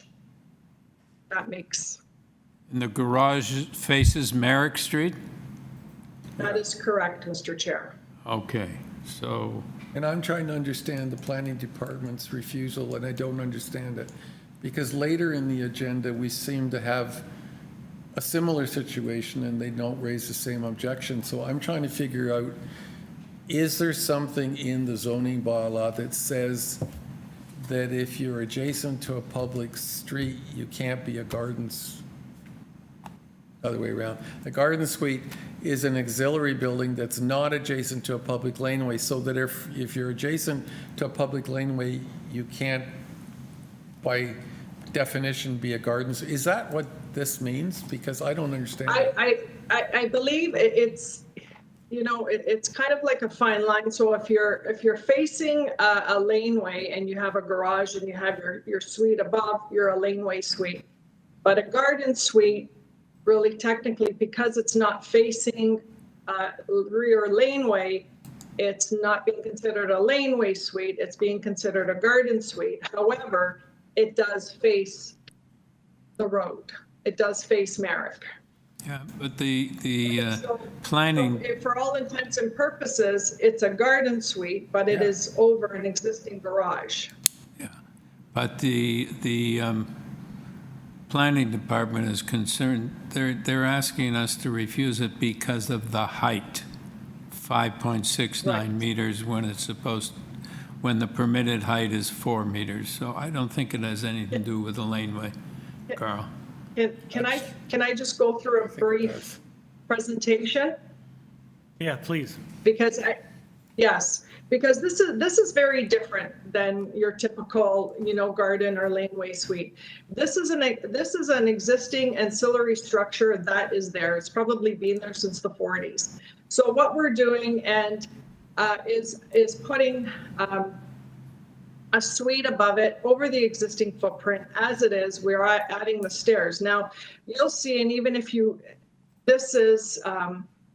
even refer to the survey, as you've seen in your notes, you'll see that this does not sway from the lot pattern on this lot. So the variances that we have, because now there is a grade separation from the front of the street to the back of the lot, and you can see it through the pictures, but I'll take you through the height variant, the difference in heights. So you'll notice that the difference in height, so we do have a height at the front of the building. However, if we turn to, my apologies, bear with me for 1 second. If we turn to, you know, we have on the north elevation, we have a height of 4.47. The south, which faces the main house, has a height of 2.95. The east, which faces the east side of the fence line, has a height of 2.95. So the height relates to the front of the property, which we have been we don't have the 45-degree plane. However, we've been very gentle and very introductory to the architectural features of the front of the house, where we've stepped it back. So it's not this block on the, you know, it's not this massing facing Merrick. It's very gentle. It's got some great features to it. And what we're doing is we're working with an existing situation. We do not, as you can see, we have the owners, Tanya and George, have spoken to all the neighbors.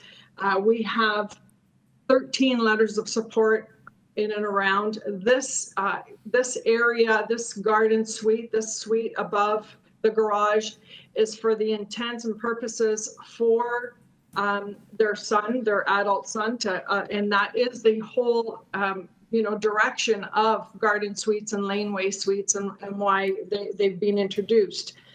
So you'll see that within the immediate context, there is a mix of physical characters and buildings that are more intense form than what we're proposing, as you can see from the aerial photo that I provided, and what is already an existing structure. This does present gentle intensification. The angular plane, if we have an angular plane, because we are working with the existing footprint of and the existing structure that we have, it is not an egregious size of a unit. The intent, as I said, is for their son to move in there, and then as the son grows and moves on to university, the elderly parents will then take over. So the variances that we have relate to what is already there along the front, and that's the front yard setback that we have. So what this again, it's tucked away on the east side of the property. It is not imposing at all. It would be a very, great addition to the neighborhood. It is close, it also optimizes this area. It's an existing transit that optimizes the existing transit infrastructure. It's close to buses, streetcars along the Queensway, King, Bronsonsvale. It's part of the High Park boundary area. So we have to take a look at this. I understand planning's comments, but we have to take a look at this in its own merit and character. The height only relates to the front. If we look at all the various, the east side, the west side, the south, it's all different elevations, right? So, yes, there is a height at the front because that's where zoning has viewed it. But when you're standing in front, and you're standing on Merrick and you're looking at the structure, you'll see that on the left side, we have the height variance, but on the right side, we are at 4.74, which is a minimal height variation from what is permitted. And then at the rear, on both sides, we're at 2.95. So in closing, I say that there's no impacts on the adjacent properties and it fits within the area context. The footprint is existing. It's been here since the 40s. We're not impacting any trees. It is to be provided for what the intent is for these suites. And I just respectfully submit that what we have in front of you does meet the ZBL and OP, and it is desirable and appropriate use of the subject lands. So variance number 1 says the height is 5.69 meters. Is that correct? Because that's not a figure that I heard you say. Yes, Mr. Chair, I did mention that at the front elevation. If we go to the front elevation where I highlighted in green, you'll see on one side, you'll see on the east side, it is the 5.69, but then on the west side, it's 4.79. Oh, okay. All right. Okay, so you'll see the difference in heights. And as I mentioned, Mr. Chair, members, we are currently working with the existing structure here, and the grade of the home, it is quite undulating. And I believe that the designer working with the owners of the home, the owners wanted it to be a very gentle and gradual transition for the neighborhood, be complementary to the neighborhood, and with the greatest of respect, I believe they achieved that. And you'll see that this is a layout that has been here since time. Okay. Yes, Larry. Thanks, Chair. My view on this one is notwithstanding planning's recommendation, I think that this application fulfills the city's policy objectives of trying to introduce density into existing neighborhoods. I think it falls oddly enough, between a garden suite and a laneway suite. And I'm not fussed about the height because you can have a 6-meter plus laneway suite, and this is even lower than that. The fact that they've canvassed all the neighbors and there is no adverse reaction from anyone. If you look at Merrick, it slopes from the east to the west.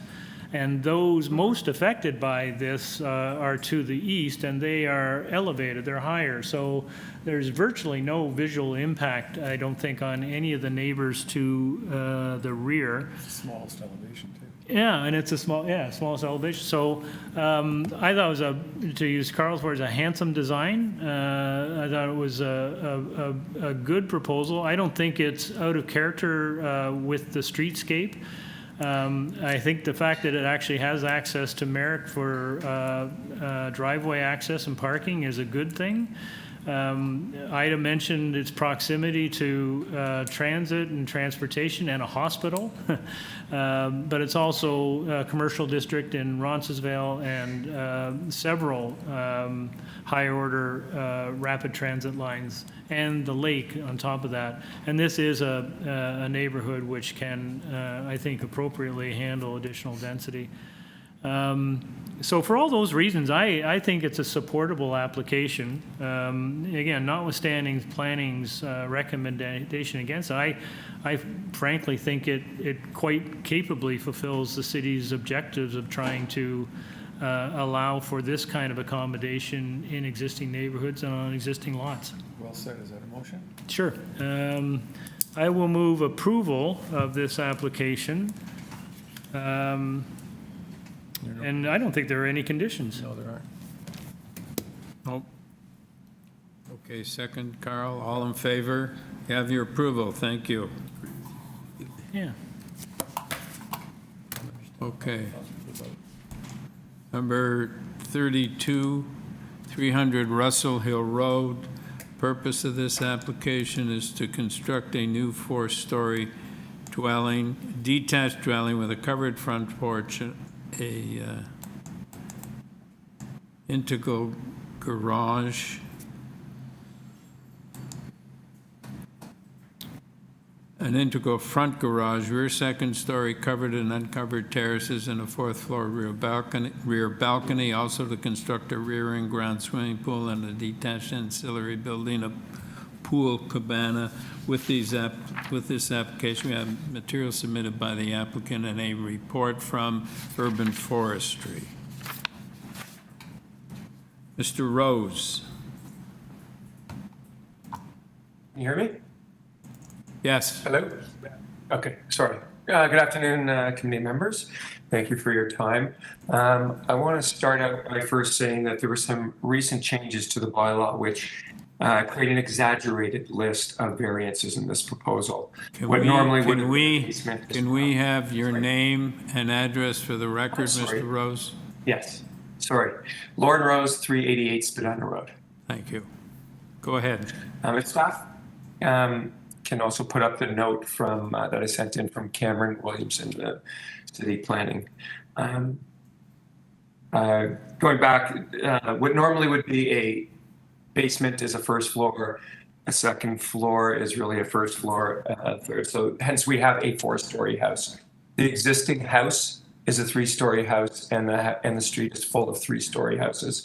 By all measures, this is what most people would call a 3-story house, but due to changes in the bylaw, this is now considered a 4-story house.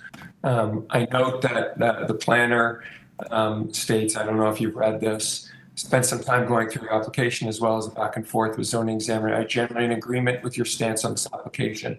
This is a large home on a street full of large homes. And I'm of the belief that the way the variances have been determined do not reflect the impact of this design. To your point, I think the length and setback variances are fine, as well as the second-story rear balcony variance of 82.8 square meters is misleading, as though I view this more as a rear patio than a second-story balcony.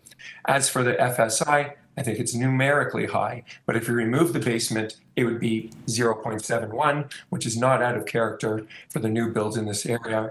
I'm aware of the approved application with variances above 0.7.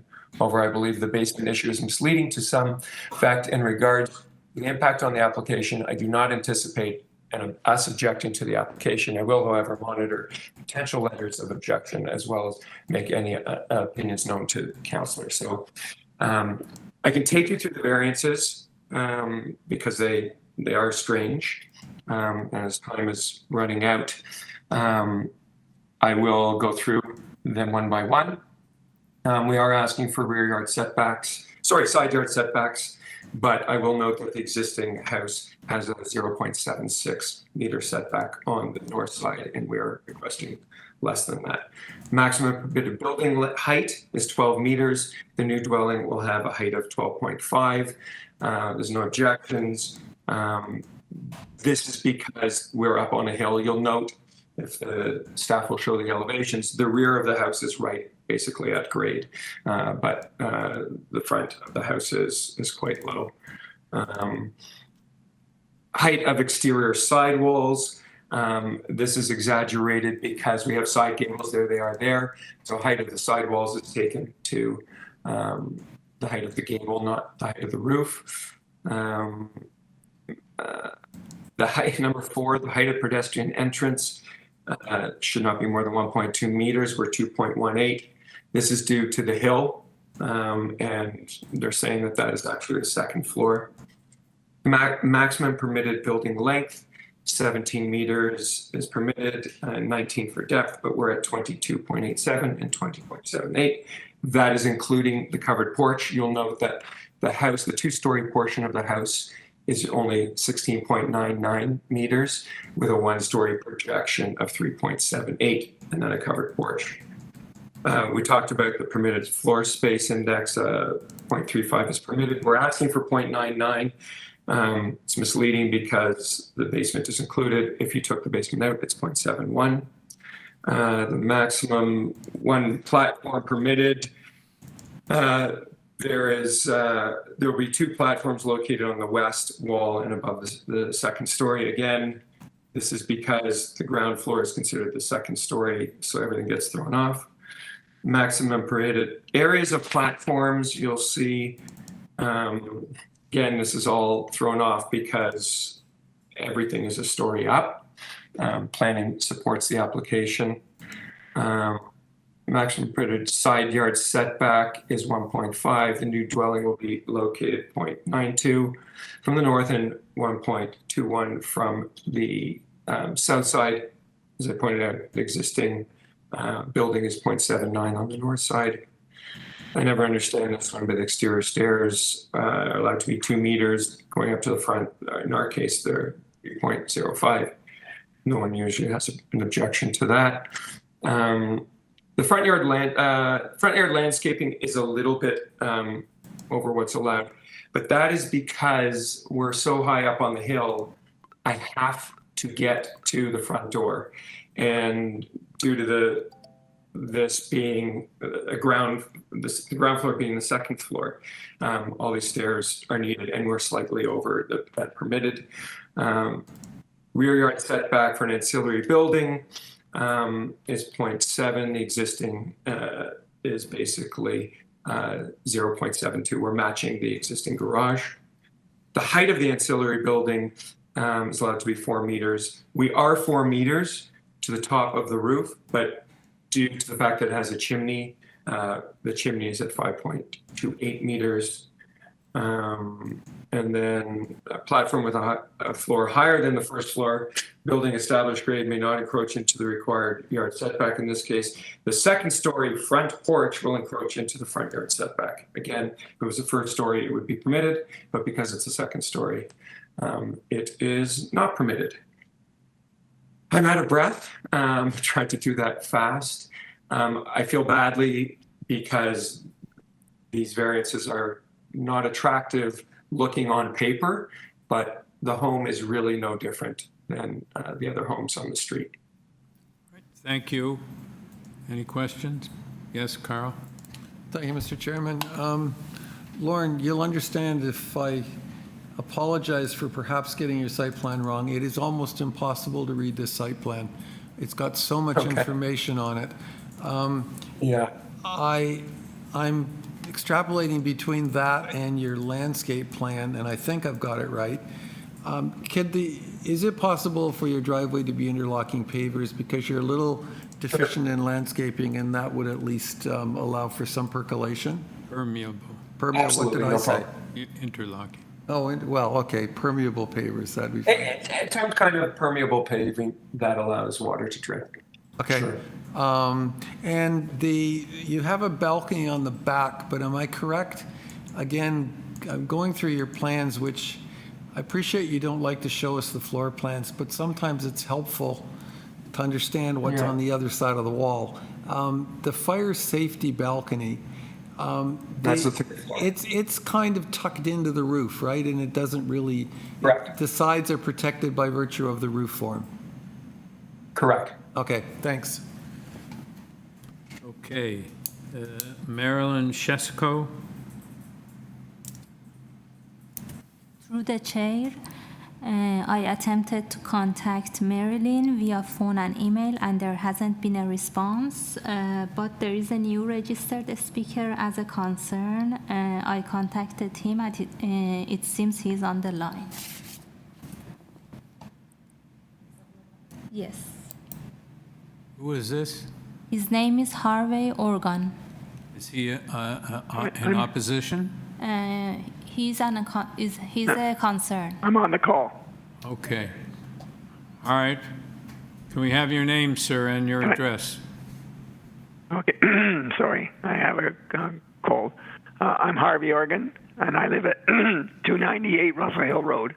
I'm the neighbor to the south of this new development. All right. Go ahead, sir.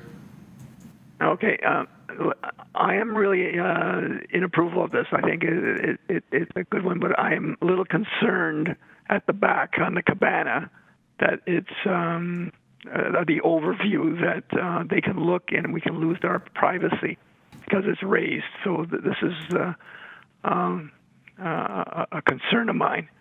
It's a minor concern, but I just want to raise it. And other than that, that's the only concern that I have. What's raised? The cabana at the back. It's not that much higher, though. The back. The cabana, yeah. The cabana or the deck? I think he's building a cabana for the pool. Yes. And it's higher up, and the view, they can certainly look into our backyard. It's a concern. I'm not sure, but by the distance, I think it can.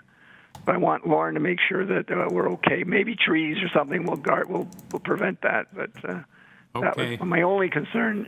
All right. Is Thank that you. if we lose our privacy. All right. Okay. Thank you, Mr. Rose. Okay.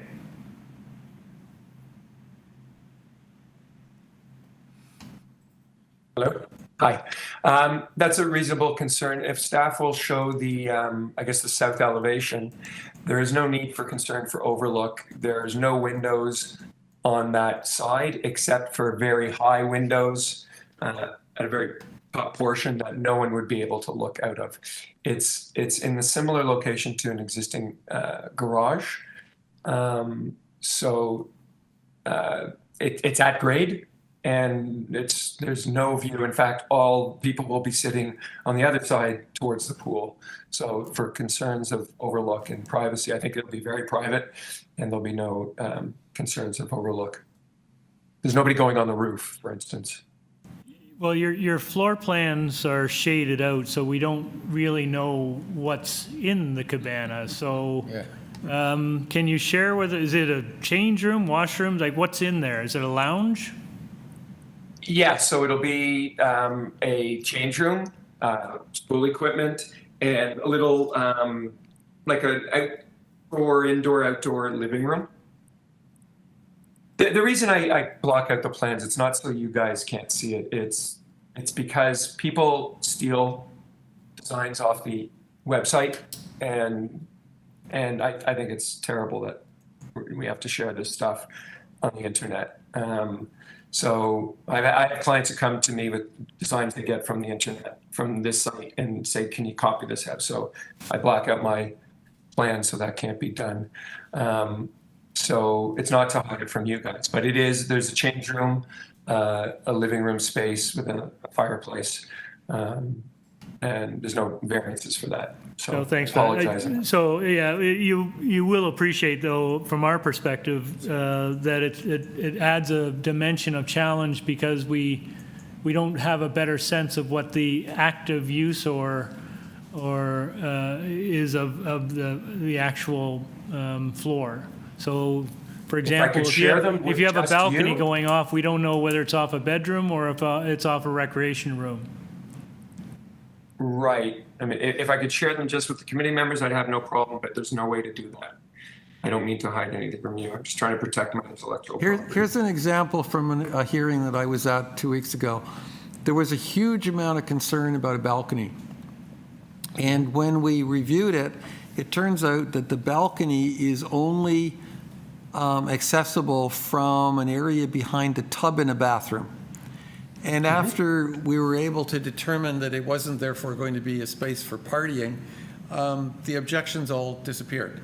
So it was helpful for us to be able to determine how the balcony might be used based on what the room was on the other side of the wall. And I think that's what my colleague is saying. I don't disagree. It's a real challenge for us. And in some cases, we're going to turn down things that don't need to be turned down because we just plain don't have the information. What I'm going to do in the future is leave the room names on, take out all the walls. That might help you. Our plans do typically say, staff has asked me to put the names of the rooms that are on each floor. If there was a way to share it with the committee members, I'd have no problem. But I can't, people will be stealing off the internet. And I always give the example, that's how Drake's house got all over international news, because they just downloaded it from the city website. And a lot of architects got that, so it's nothing against you guys. Okay, thank you. Panel, do you have any further questions, or do we have a motion? Yes, Carl. Thank you, Mr. Chairman. I actually, trying to figure my way through the site plan and actually trying to guess what the floor plans were like, I actually was able to figure out the application. It just took a long time. I don't have any difficulties with what's being proposed, and as Lauren has indicated to the man next door, who I hope is still listening, the elevation that's on the screen right now is what will face your property, and the only windows are clear story windows. Those things at the top with dashes, and they're above eye height, so there wouldn't be a privacy thing. I'd like to move approval of the application subject to forestry conditions 1, 2, and 3. Second by Larry, all in favor? Oh, sorry, and I forgot. And also that the driveway be impermeable pavers, pardon me. Yeah, okay. All right, that's okay with you, Larry? Yes. Yep, all right, all in favor? Application's approved. Move on to number 33, 2 Ravenwood Place.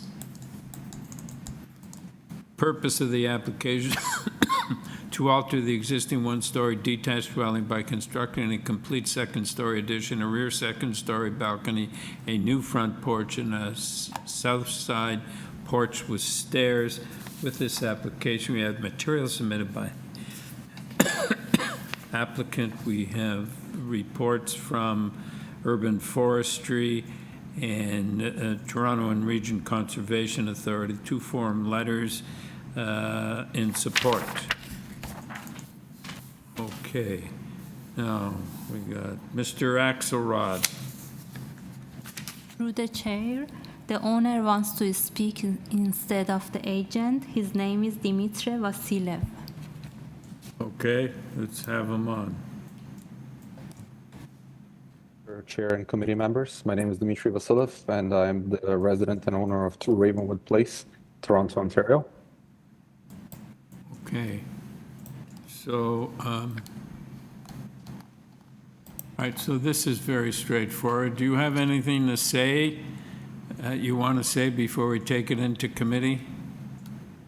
No problem. I'd just like to say that we have canvassed the community and engaged with them as much as possible. We have received letters of support from our immediate neighbors. We have also been in close contact with TRCA and have approval from TRCA as well, which have submitted to the committee. Those documents have been submitted, and I believe all the variances are minor and have been previously granted in previous Committee of Adjustment hearings. All right, thank you. Carl? Do you have a question? No, sorry. Okay. Well, we're in committee now. Do you have a motion? Certainly, I think that there's support from both the neighbors. I think the proposal is a reasonable one, very challenging site, and I think that the solution for the site is quite reasonable. The variances are not out of line, and I think that what is proposed fits into the context in which it finds itself. I'd like to move approval subject to, there's condition from TRCA, and I don't know if we need to mention it's about payment of fees. The Deputy Secretary Treasurer could tell me whether that needs to go in as a condition. Through the chair, yes, it's recommended of conditions of approval. Okay. Then those conditions, RNFP is fine, and I don't believe there are any other conditions. Larry, do you second that? All in favor? You have your approval, sir. We move on to number 34, 27 Northern Place. And the purpose of the application to alter the existing two-story semi-detached townhouse dwelling by constructing a complete third-story addition. With this application, we have material submitted by the applicant. And we have Mr. Lopez.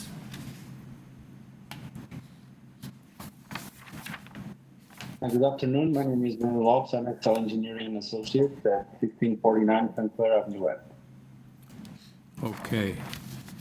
All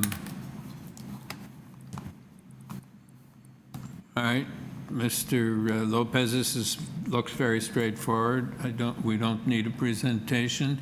Do you have anything to say before we take it into committee? Absolutely. We try our best to minimize and at the same time optimize. So, and, sir, I can't hear you.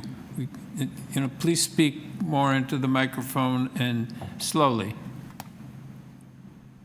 Absolutely. My only comment is that we try to maximize within the allowance, and here we are with very, very minor variances. Thank you. Okay, panel, did you have it, Larry? So go ahead, Carl. No, I think you're right. This is a very straightforward. There's only 3 variances before us. This is a very narrow lot, and it's not surprising that places like this are putting on third stories. In fact, I think the adjacent neighbor already has a third story on, so this looks like it would mirror it. And the adjacent neighbor on the other side has decks, but they're appropriately screened. So I think this is a very straightforward application. I think it's minor, and I'll move approval with no conditions. Second that. Carl, all in favor? Have your approval, sir. Jump on in That's there. okay. Faster the better. Next application is number 3548 Osler Street. Purpose of the application to alter the existing 2-story townhouse dwelling by constructing a complete 3rd-story addition with a rear terrace. With this application, we have material submitted by the applicant, a 7-signature petition in support. Greg Davidovich.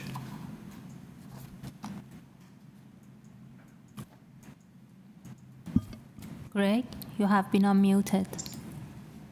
Yes, good evening. Can you hear me? Yeah, please speak up a little or closer to the microphone. Yeah, no problem. My name is Greg Davidovich, 101 Robert Hicks, and I'm the agent representing the owners for 48 Austin Street.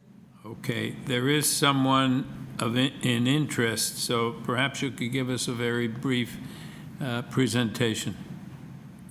Yes, what we're proposing is actually similar to the previous application. It's a 3rd-story addition to a narrow townhouse with a rear terrace. The purpose of the construction is to maintain a single-family dwelling, to just add a little bit more density and add more room for a growing family. It is within the minor variance conditions, and I think we tried to maximize again within the conditions of the bylaw. And I did speak to planning staff ahead of this hearing, and they were in support of the application. We did also speak to the neighbors, and we gained 7 signatures of support. So there was nobody in opposition when we had reached out to the neighbors as well. All right, thank you. Any questions, panel? Yes, Carl? Could you just confirm that on the third floor, I believe I'm reading the plan correctly, that the walkout terrace has extended walls on either side for privacy? It will have extended walls on both sides for privacy. If that's not reflected, that can be a condition, but it will have extended walls for privacy on both sides. Thank you. Thank you. Ian Drew?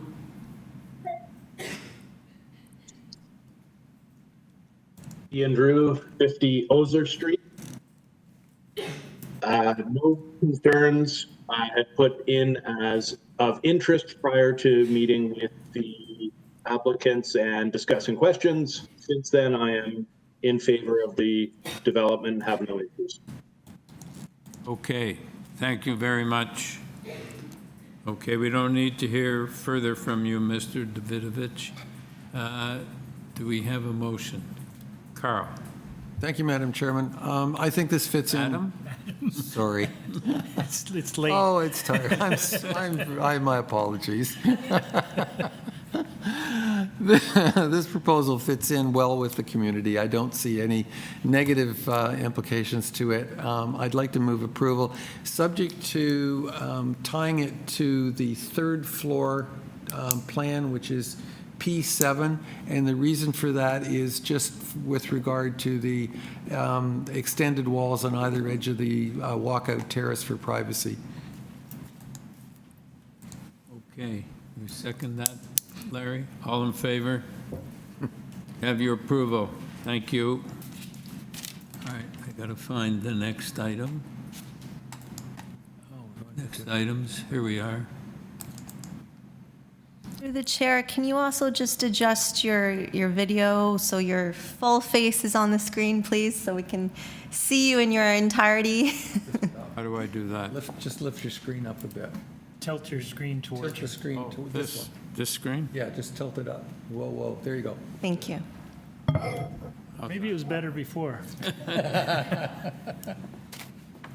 Okay, 36-201 Kenilworth Avenue. Purpose of the application is to install a front yard parking pad for 2 parking spaces. With this application, we have material submitted by the applicant, staff reports from urban forestry, community planning, transportation services, 35 form letters in support, opposition from 204 Kenilworth Avenue. Okay. Yeah. Mr. Mastandrea.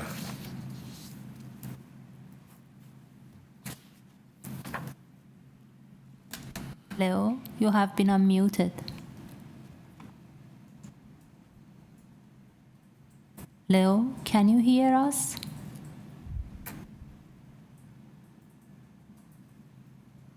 Hello, can you hear me? Hello? Yes, we can. Hello? Yes, we can hear you, Leo. Okay. We need your name and address for the record. My name is Leo Mastandrea. I'm the agent for the owners. My address is 817 Cosburn Avenue. Okay, and you want a deferral? And we'd like... Yes, we got short notice from transportation, which came on August 9th, and it didn't give us enough time to have a conversation with them to see if we can figure out what their concerns are. So we'd like a deferral for that matter. Okay, thank you. Ronnie McDonald?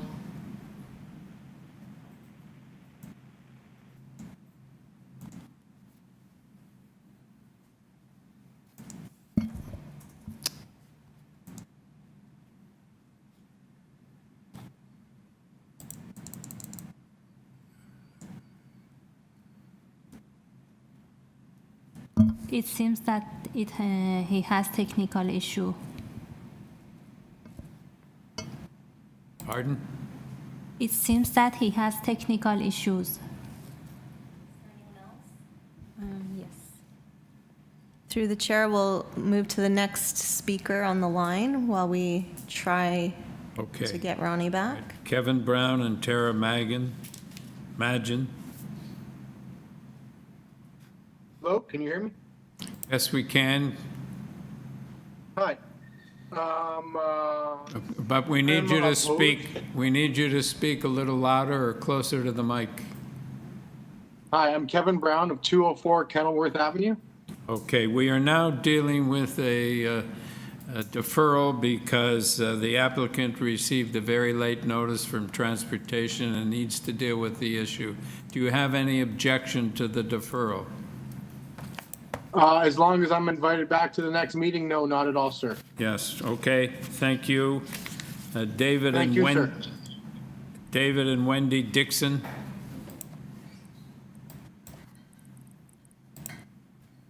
David Dixon, yes, we're proposing the deferral. All right, you're in Oh, favor? sorry, Jim. Pardon? Yes. You're in favor of the deferral? Yes. Okay, can we just have your address for the record? 201 Kenilworth Avenue. Thank you very much. Have you been able to get a hold of Ronnie McDonald? Yes. Oh. Hello? Mr. McDonald? Hello, can you hear me now? Yeah. Yeah, Ron McDonald. Your address? Yeah, hi, Ron McDonald, 202 Kenilworth Avenue, M4RL3S6. Yeah. And are you, do you have any problem with a deferral? No, I don't have any problem with the deferral. Okay, thank you very much. Okay. We Thank have you. a motion for deferral. Yeah, Carl. Thank you, Mr. Chairman. Oh, God. I'd like to move a deferral of this application to allow the applicant to deal further with city staff. And could I also ask, Leo, when you come back, could you be available to tell us whether the Schwabengieter proposal is something that landscaping and other departments are prepared to accept? And if so, is it considered soft landscaping? Okay. Can you hear me? Second that, Carl. All in favor? You have your deferral, number 37, 10 Homestead Avenue. This is a request to obtain consent to sever an existing residential lot into two undersized residential lots. Part to be conveyed, Part 2, draft R plan. Part 2 with a lot frontage of 7.26 meters from Homestead Avenue, a depth of 35.05 meters, and a lot area of 264.4 square meters. And there's going to be a new two-story detached house will be constructed on the lot requiring variances. And to be retained as Part 1 Draft R Plan, 10 Homestead Avenue. Part 1 has a lot frontage of 7.25 meters from Homestead Avenue, a depth of 35.05 meters, and a lot area of 254.4 square meters. A new two-story detached house will be constructed on the lot requiring variances. Okay, Mr. Larson.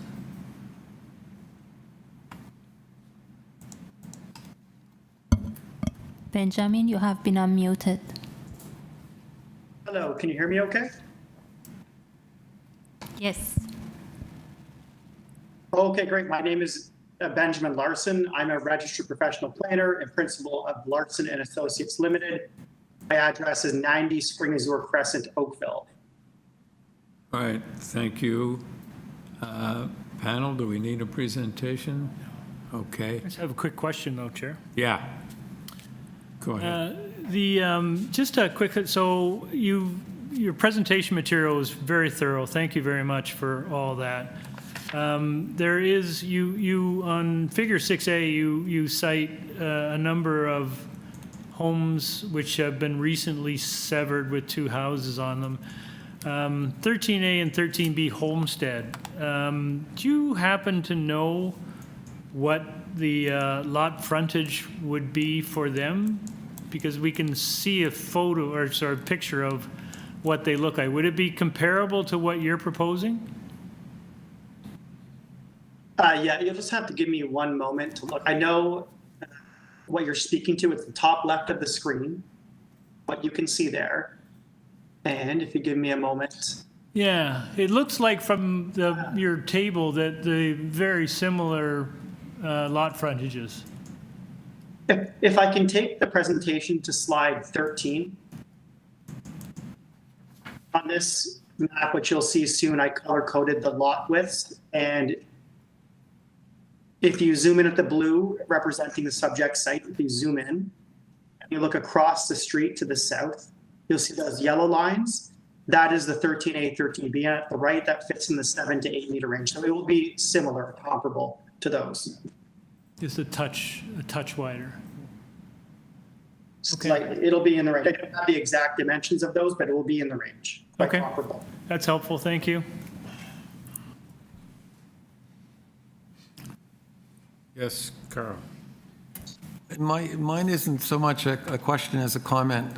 When we deal with consents, we plead with people to give us a lot analysis, and we seldom, if ever, get anything that is very helpful. I would like to join my colleague Larry in complimenting you on the presentation materials, in particular the lot analysis. This is the best lot analysis I've seen done yet. Yeah. Thank you. And if it makes your job easier, that makes me feel a lot happier. Doesn't mean we're going to approve them. We like the presentation, we don't like the content. Okay, do we have any further questions, or do we have a motion? Go. Yeah, sure. I'll take this one. Again, just for, as we've noted, thank you very much for the excellent presentation material. It makes our job a whole lot easier when we get this kind of data in front of us. And I think what it does show is that there are numerous similar severances in this area with similar sized lots and similar dwellings as this application is proposing. So I think for this area, this will fit in quite nicely, and there won't be any adverse impact. There are no objections to this application, and I think it will not have a negative impact on the street nor the surrounding neighborhood. So for those reasons, I think it's supportable. Nicole, do you want us to do all together or severance separately? Through the chair, you can do this one all together. There's the same conditions for urban forestry for both parts for the minor variance, as well as for community planning with privacy screening. And in terms of the consent application, engineering has one condition, and of course the standard ECS condition. So I'll move approval with standard engineering conditions, forestry number 3, which is specific to the severance, forestry number 2, which is for part 1 and part 2, planning conditions with respect to screening. Yeah. I think that's it. Transportation's okay. Transportation is okay. So that's the motion, Chair. Okay. Second, Carl, all in favor? Have your approval, sir. Thank you. Number 38, 2283 Dundas Street West. Purpose of this application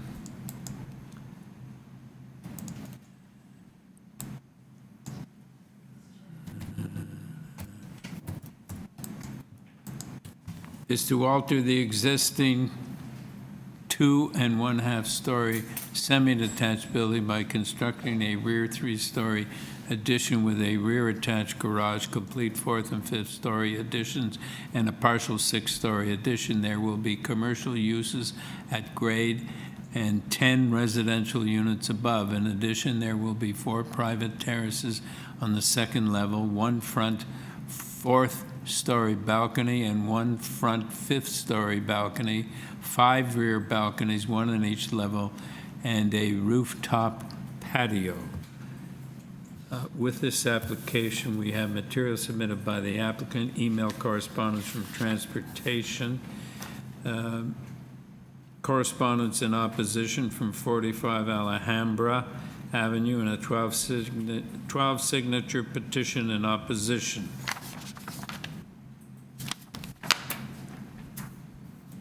Okay, so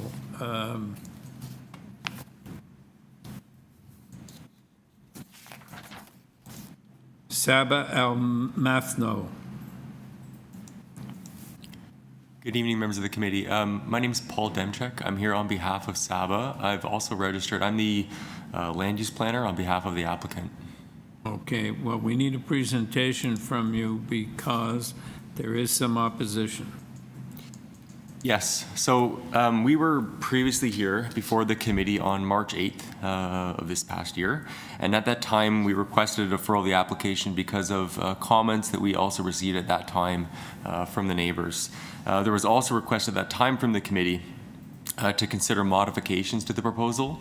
This included obtaining a parking study and further consultation with neighbors. So I would briefly like to provide an update on our application to the committee and how we've addressed a number of these items.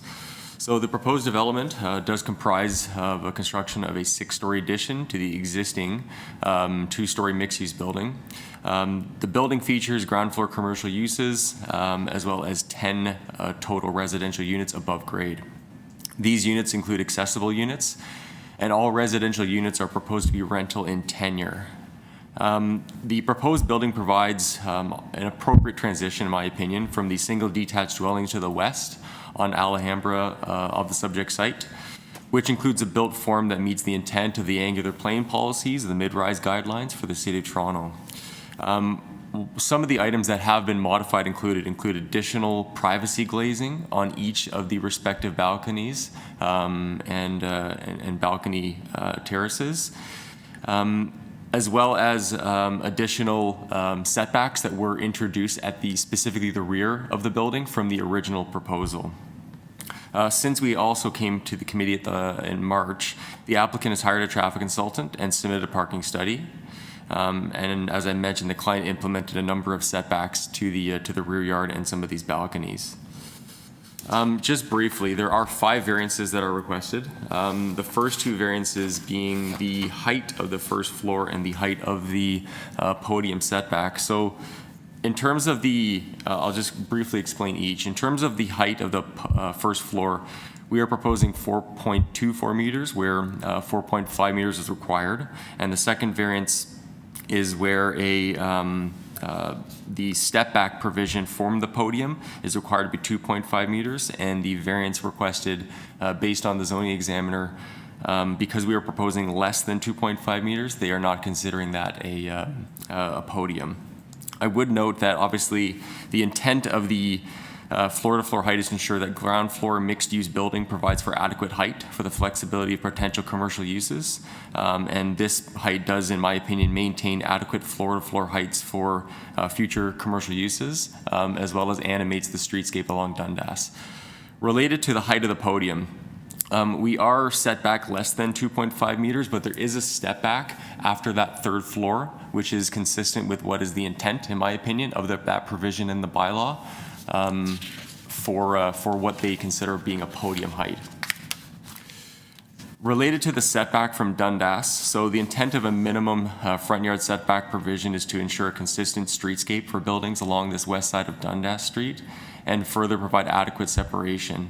The proposed ground floor includes portions of the building which are adjacent to the property line, and the entrance doors are recessed from grade to mitigate impacts of doors swinging into the streetscape. And it's also fairly consistent with what is happening to the adjacent building next door to the north of the subject site. Variances are also required to the rear yard setback and the angular plane provision. These are the final 2 variances. The intent of the rear yard setback provision, as well as the angular plane provision, is to ensure that privacy impacts are mitigated, and further adjacent impacts on as it relates to the mid-rise guidelines from an angular plane perspective are achieved. So what we've done is we've submitted a shadow analysis. We've also ensured that there's adequate separation. There's also obviously a separation that exists between our existing rear yard setback to the property line, but also to where the there's a laneway over 3 meters width behind our property, and then the garages that interface with Alhambra. In my opinion, there's more than adequate separation distance for this provision. The angular plane provision, just very quickly, there's a number of very small projections, as you can see from the section drawing, which is the very last page of our architectural package. Very small angular plane projections that project into that angular plane. So it doesn't meet the letter of the law of the angular plane. I will note that we've worked very closely with planning staff to make sure that we've tried our best to mitigate all impacts. I have a number of comments that I know that there's a number of residents here to speak in opposition, which I can address perhaps as part of that discussion. But I just would like to note this application, from my perspective, there was a comment specifically that it would set a potentially a negative precedent. This is a mid-rise typology in a mixed-use area adjacent to 2 MTSAs, just to the north of the subject site, which connect to downtown Toronto, obviously the economic center of the country. The building is an all-rental building, which is provided with barrier-free design to meet the CMHC requirements for construction financing. My client, Carolyn, is sitting right beside me. And the client is intending to keep the existing foundation of the building and build 10 additional residential rental family units with a mixture of typologies, which are located in appropriate location. Just to the east of the subject site is obviously the Choice Properties development, which includes heights ranging fronting on Dundas at 6 stories and up to 38 stories in height. In my opinion, this is an appropriate typology that we should absolutely consider in this specific location. I'm happy to answer any questions before the committee, should there be any. Thank you. Just a quick, I know we're going to other opposition speakers, but I'm just curious about 22 to 79, which is the adjoining semi. Is that like currently still residential? Yes. Yes, it is. Is it like, do you know if it's rental or you don't? The owner lives there. The owner lives there. The owner is speaking. The owner is speaking? Yeah. Okay, thank you, Chair. You indicated that there have been improvements made to the screening on the balconies. Could you elaborate? Yes, so there's a couple of things that were done. So you can see on specifically floors 2, 4, and 6, what we've done, and some of those are bubbled, but what we've done is we've added for additional separation distance from where the rear walls were originally shown. We've also tried to, you can see there's like an angle that's done on the built form on some of those floors where we tried to do our best to hit the angular plane requirements. We've shown the angular plane line at the rear of the building. You pulled the building back a bit. We did. And then on the each of the balconies where there was a glass railing, we've implemented frosted glass railings for each balcony for every single floor to try our best to mitigate overlook and privacy impacts. Notwithstanding that these are intended to be, a number of these are intended to be 2-bedroom units for families within this rental building. There's obviously still a need for them to have, amenity space and outdoor space for their individual units, but we're still trying our best to mitigate impacts on those neighbors. By setting them back, you're basically promoting the view out rather than down anyway. Absolutely. Thanks. Thank you. Paul Demchuk. Oh, sorry, that's me. That's you? Yes. Oh, okay. Paul Filkowitz.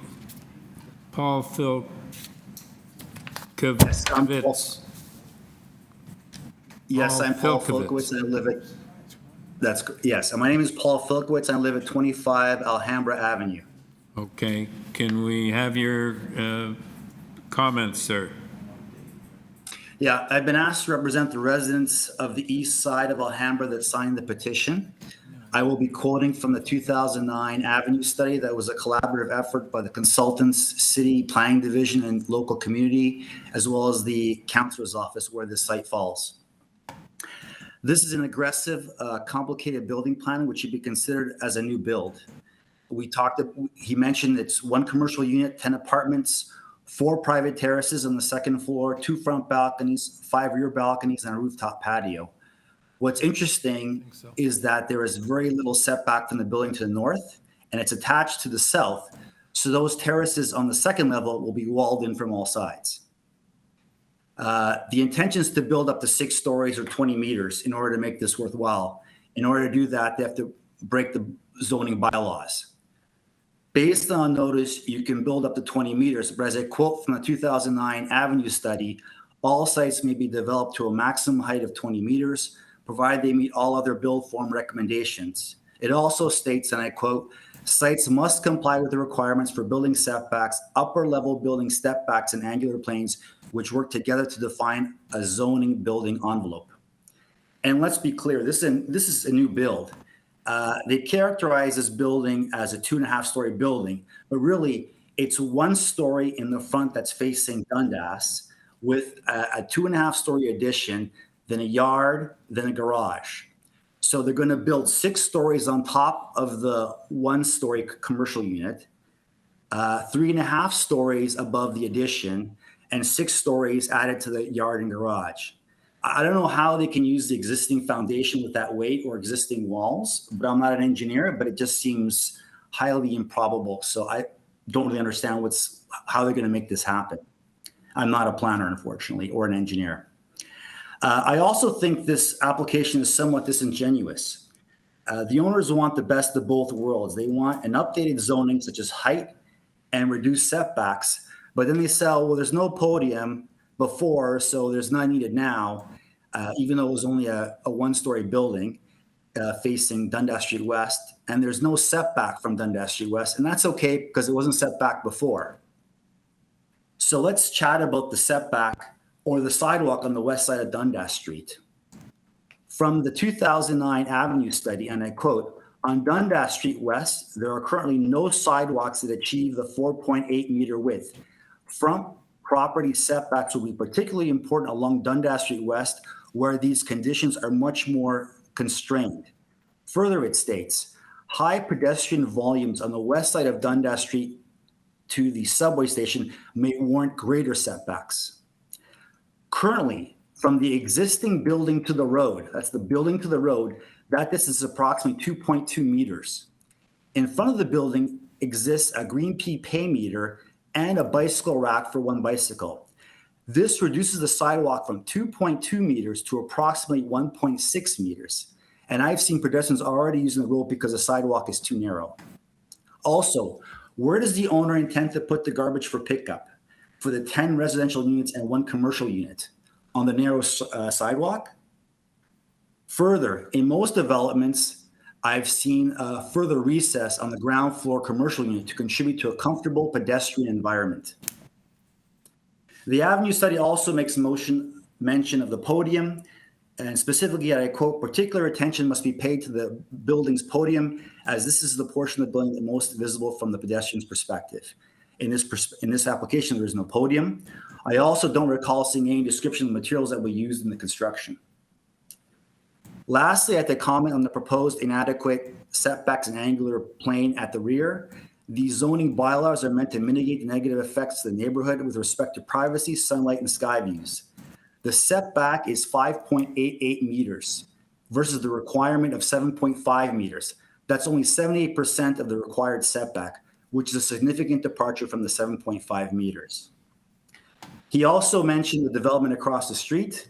That new development will have, no doubt, sidewalks greater than 2.2 meters. It'll have the right setbacks. It'll have a podium. And again, during this redevelopment is a time to consider these issues. And this application will set a precedent. Your time is just about up. You got 16 seconds. Would you please wrap up? Okay. This proposal is not appropriate because it will hamper pedestrian flow on Dundas Street West. It does not meet the build form required, and therefore does not meet the criteria of the official plan, nor do the variances have a minimal impact. Thank you. All right, thank you. Any questions, panel? No? Mary Ann Strauss? Through the chair, I tried to contact her via phone and email, and there hasn't been a response. All right, what about Carolyn Strauss? Yes, she is here. Caroline, you have been unmuted. Hi, can you hear me, please? Larry, Yes. the one that isn't there. Yes. is the Hi. owner of Hi, 22. my sister Marianne Strohs is the owner of that building. I am Carolyn Strohs. My family owns the buildings 2275, which shares the wall with 2279, sorry, that shares the wall, 2275, 2291, and 2293 Dundas Street West. So I'm speaking today on behalf of my sister and our family with respect to this development. It was brought up by one of the committee members how this would impact the property of 2279. So we have quite a few concerns with respect to the proposal. And I would also like to echo that I agree with all of the residents of the Alhambra petition. I think firstly, the variance is not minor for two reasons. One, due to its size. And secondly, the 6-story building is too important in relation to the community to be considered minor, given the impact on the neighboring properties and specifically to 2279. The proposal will raise numerous issues for the 2279 property, given the high stories. There'll be a loss of sunlight in the backyard. Given the increase in balconies, even if they are glazed balconies, there will be a loss of privacy, views, spacing, openness, which will result from the height and bulk of the proposed development. There's also a concern that the new building just practically would allow water, snow, and leaves to fall on 2279 to the roof and the gutters, not to mention any trash from inhabitants blowing over from their balconies, as well as just generally the trash that would accumulate in the street. Right now, trash cans and recycling cans are put out on Dundas Street West. So it is a concern of where these 10 residential units inhabitants are going to put their trash. These issues will not only affect the neighboring properties, but I specifically want to talk about 2279. My sister lives there with her family and has a newborn baby. The proposal will have immense adverse repercussions to her and her family's day-to-day life. Generally, personally, from a construction, a noise, I think a safety, it literally will ruin her standard of living. From an economic perspective, if we were to sell or even rent out that property, what is being proposed at the moment would greatly devalue the price if we were to sell it, or if we were to rent it out, the rental income. So it's a huge concern for us, not just for my sister who lives there, but also our neighboring properties. We own 3 other properties on that street. And with the development across the street, we're concerned about parking and congestion generally from a pedestrian standpoint. And I find it very hard to believe that this proposal maintains the general intent and purpose of the zoning bylaw. The development is not compatible with the existing houses on that street, the housing and commercial buildings on that street with respect to the size and the setbacks. We would argue the development is insensitive to issues as privacy, as I mentioned earlier, scale, spacing, and would actually be a detriment to the streetscape and the character of the neighborhood. Generally speaking, we also worry about just safety with respect to 10 residential units there. And frankly, just sharing a wall with such a large building. So I appreciate you listening to our concerns. My sister, unfortunately, was on for 4:30, but is working at the moment. So I'm speaking on behalf of the family. All right. Any questions, panel? All right, thank you.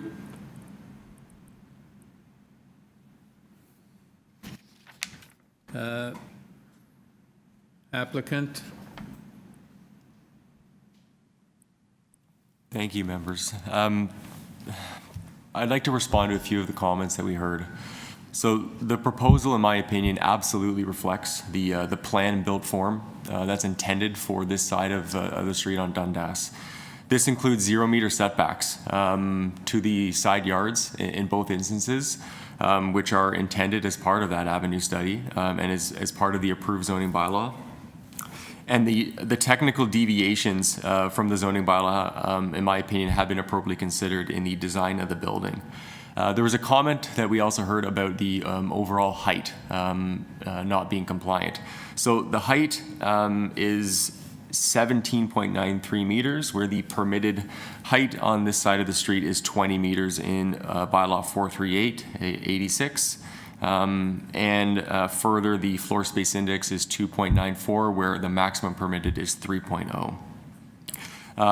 In terms of the front yard setback, the building is provided with a 0 meter setback adjacent to Dundas Street, again, which is consistent with the existing streetscape. And it was mentioned correctly that the side yard setback, the sidewalk width is 2.2 meters, which is consistent with what planning typically asks for, where they request at least 2.1 meters for sidewalks. There was a comment made about overlook, shadow impacts, and privacy impacts. Again, a shadow study was completed for the site. There will be shadows on the laneway until about 10 a.m. and then subsequently there are no shadow impacts, specifically on adjacent properties to the rear of the site and along Alhambra. There was a comment about the piecemeal development being proposed. In my opinion, this is the appropriate type and typology of development on an individual site basis. And respectfully, if there's a larger amalgamation of lands were to occur, the density and height in this quadrant of land perhaps may be greater. Regarding parking, there obviously was a new maximum parking bylaw passed in 2022, which eliminated requirement for residential parking. And the site is well located, again, within close proximity to transit, cycling infrastructure, and 2 MTSAs. From a land use perspective, this is an appropriate location where we want to, frankly, suppress parking and traffic demands, and we can do so via reduction in parking on this site. Notwithstanding these comments, again, no variance for the proposed parking is required. And just going back to overlook and privacy impacts. So again, we have provided, in my opinion, appropriate angular plane transition, which generally follows the city's requirement, as well as the intent of the official plan and zoning bylaw. We have implemented privacy screening and frosted glass on every balcony to mitigate overlook concerns. And finally, the client has modified, again, a number of setbacks on these balconies to do the best job possible to provide an appropriate separation distance from adjacent properties and land uses to mitigate these impacts. Thank you very much. You have a question, Carl? Yes, I do. I just want to make sure I've got this correct. You're using, on the ground floor, using the existing footprint of the building on Dundas, right? On Dundas, that's correct, yes, so the commercial frontage is, you're probably rebuilding it, but the actual alignment is what's there now. That's correct. So there's a 0 meter setback on the existing condition. In the new building, we are, you can see from the front elevation, we are having an inset and recessed in the middle of the, I'll call it the front elevation, where the 2 entrance doors are to the commercial unit. They're actually already there. Yes, correct, yeah. That was going to be my point. So the sidewalk, in fact, in front of those 2 entrances is wider. One entrance goes up to the residential, one entrance goes into the commercial, but in both of those cases, the door swings out into an alcove that's on the street.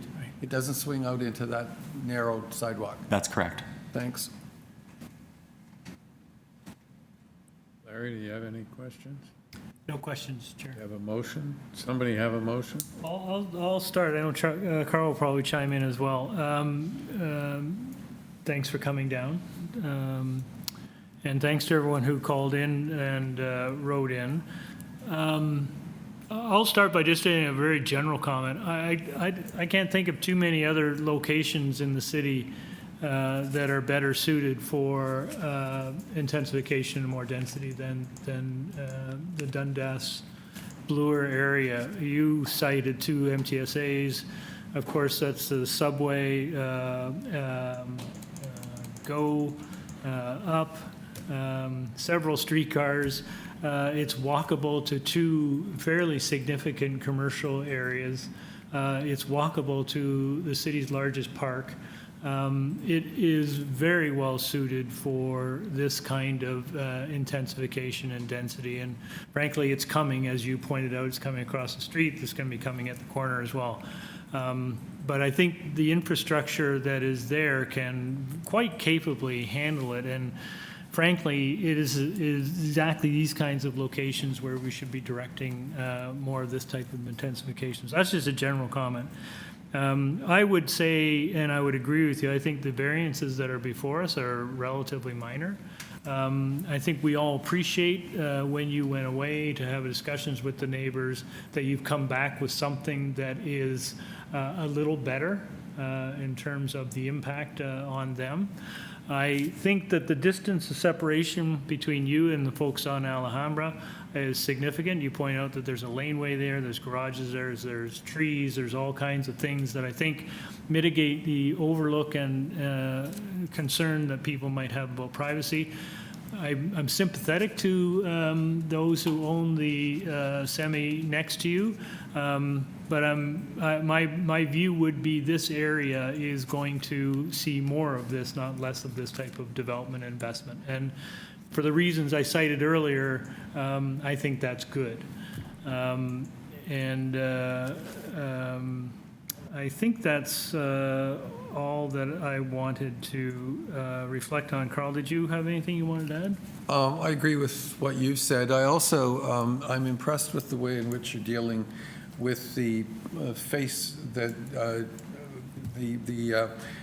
the rear of the building and the terracing of the balconies, and the treatment of the balcony edges, all of which I think is going to be successful in mitigating any kind of overlook privacy concerns. I think that it's a sympathetic development from the perspective of being adjacent to residential and a lane and then residential, and I think that you've dealt with that properly. I'm pleased to see you maintaining the front as it exists. And as I indicated in my earlier question, it in fact does have the added benefit of increasing the narrow sidewalk space. The one issue that was raised that I don't think we've got a good answer for is what's going to happen with garbage collection. That's a product of a very urban site in a very urban area, and I'm assuming that that will be resolved. I frankly think that the proposal is very, very good. I think it fits well into its context. I share with my colleague the concern for the attached semi. I don't know that there's much else that could be done to accommodate that, and I think that that particular development will go through reconsideration in the near future. So I'm very pleased to support the application. I think it's a good solution.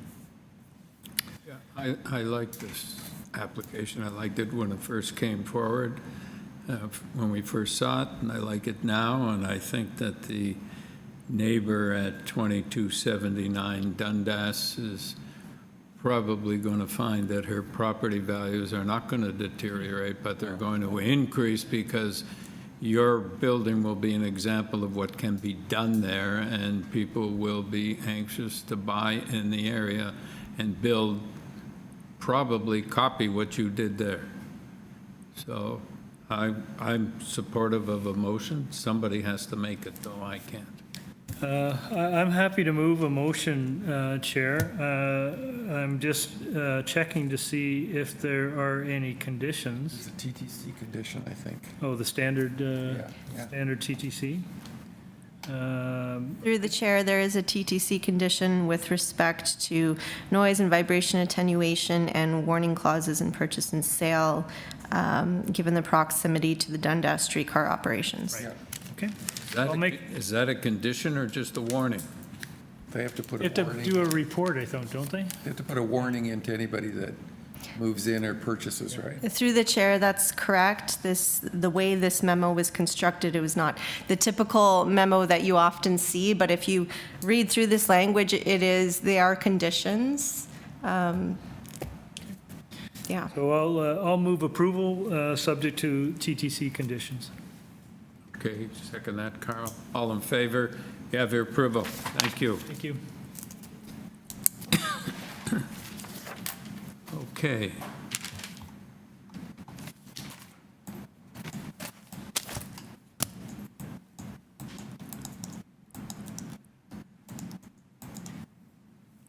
Next item, number 39, 97 Enerdale Road. The purpose of this application is to alter the existing one-story ancillary building a detached garage in the front yard, abutting Enerdale Road by constructing a complete second-story addition. This building will be converted into a garden suite. With this application, we have material submitted by the applicant, 5 form letters in support. Arash Bahaman.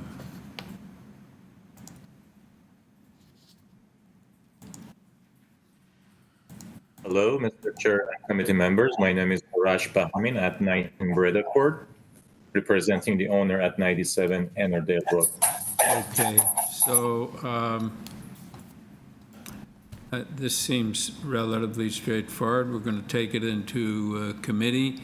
Do you have anything you want to say to the panel before we take it in to committee? Sure, not really, other than that, mentioning that this is the second time we are bringing this application to the committee after the previous one, which was deferred as per the planning staff request in order to improve the proposal. So what you're seeing here is a outcome of the discussions and consultations with the planning staff to improve the proposal. Thank you. All right, thank you.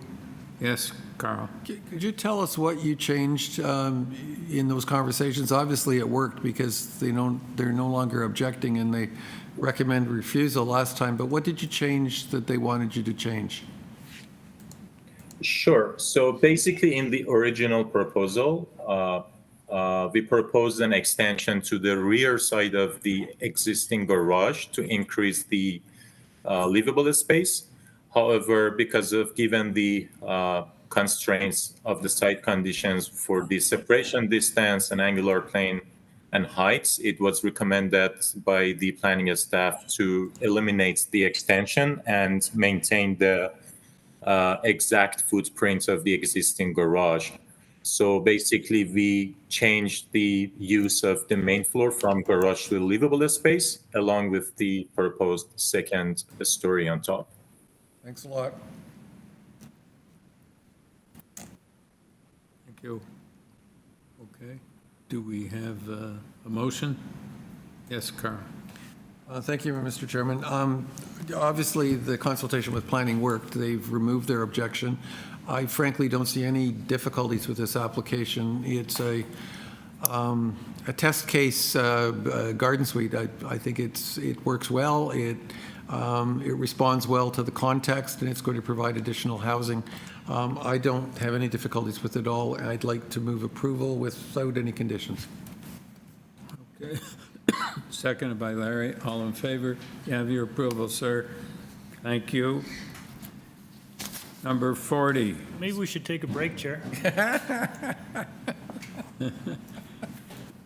Other than buy him a bottle of wine. We got to do our other 20 before we get to this one. Okay, so number 40, 577 Wellington Street West. Purpose of the application is to alter the existing 2-story non-residential building by constructing 3rd and 4th story additions with a rear 3rd story roof deck. With this application, we have material submitted by the applicant. We have email correspondence from transportation, a report from planning, and correspondence in opposition from 60 Bathurst, 64 Niagara, 62 Niagara, and presentation materials in opposition from 62 Niagara. Okay. Mr. De Gregorio. Thank you. Through the chair, good evening, committee members. My name is Daniel DeGiorgio, address 88 Comey Road, and I'm the agent for the subject proposal at 577 Wellington Street West. I'd like to begin by thanking everybody for staying around, and I would be appreciative if staff could pull up the PowerPoint presentation just before I begin. Thank you, that's the one. Slide number 1, please. Thank you. So the site fronts onto the south side of Wellington Street West, 1 block away from the intersection of King Street West and Bathurst Street. In terms of context, it's located in a pocket of the Niagara neighborhood, which is characterized by an eclectic mixture of land uses and built form typologies. As you can see, the property is currently developed with a 2-story non-residential building with 4 existing parking spaces. Next slide, please. From a policy perspective, the site is designated neighborhoods under the official plan, which permits small-scale office uses in buildings up to 4 stories, and the official plan provides that new development will respect and reinforce that character. Property is also located within Area 2 of the Garrison North Common Secondary Plan, which permits employment uses provided that these uses are compatible with neighboring residential uses. Next slide, please.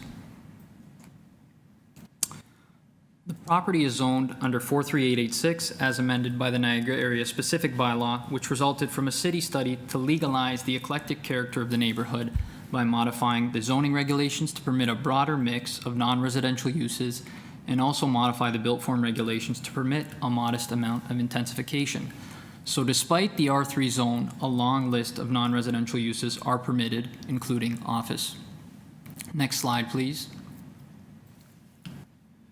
So the application before you today seeks 6 variances to alter the existing 2-story non-residential building by constructing a 3rd and 4th-story addition with a rear 3rd-story roof deck.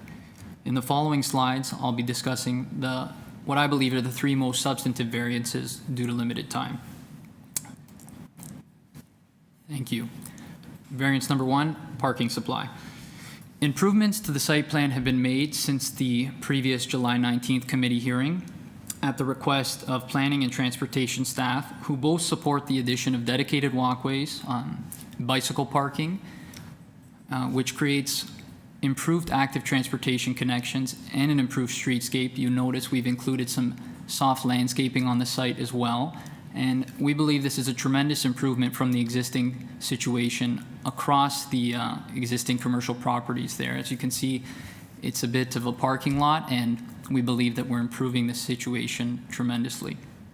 And the removal of these 2 parking spots is heavily outweighed by the improved streetscape. Moving on to the next slide, please. Density. We are requesting an FSI of 2.55, whereas 2.0 is permitted as of right. The proposal represents a minor increase above the as-of-right permission, which we feel is deployed in a manner with minimal built form impact. I would also like to add that planning staff is amenable to the building massing, and we have been cognizant of the residents to the south of the property and reduced the 3rd and 4th floor plates to minimize what we believe is now minimal impact on those adjacent properties. Next slide, please. When we look at the building height, we believe the proposal is contextually appropriate for the area, with similar height variances being approved for other non-residential buildings in the immediate Niagara neighborhood, including but not limited to neighboring properties and other properties on Niagara Street. A lot of density in the northwest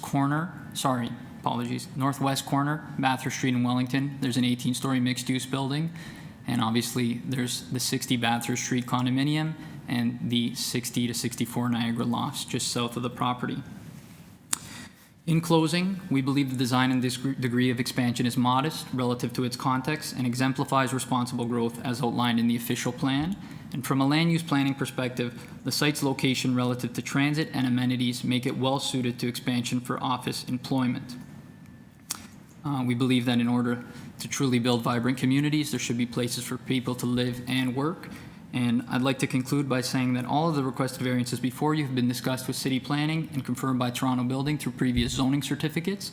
The proposal satisfies the 4 tests under the Planning Act. The variances comply with the general intent and purpose of the official plan and zoning bylaw. And the proposal will result in an appropriate development, and the variances requested are minor in nature. And with the remaining 20 seconds, I'd be remiss if I didn't point out, regarding the volume of opposition, since the initial committee hearing, I did reach out to the Property Management Corporation, which is responsible for both the 60 Bathurst and 60 to 64 Niagara Loft properties. I've submitted that email correspondence, reached out 3 times in July, once in August. Unfortunately, received a response very late, to the point where the proposal could not be changed. And in the email response from management was told that there was not much interest in meeting the applicant from what they received. Nevertheless, I did have individual conversations with some residents, and since the initial proposal, we have added landscape screening along the 3rd floor roof deck. We have reduced the percentage of window openings on the 4th floor, and we've reduced the floor plates slightly. That concludes my presentation. Thank you very much. Yeah, I just wanted to ask you, there's much made of the legal non-conforming user.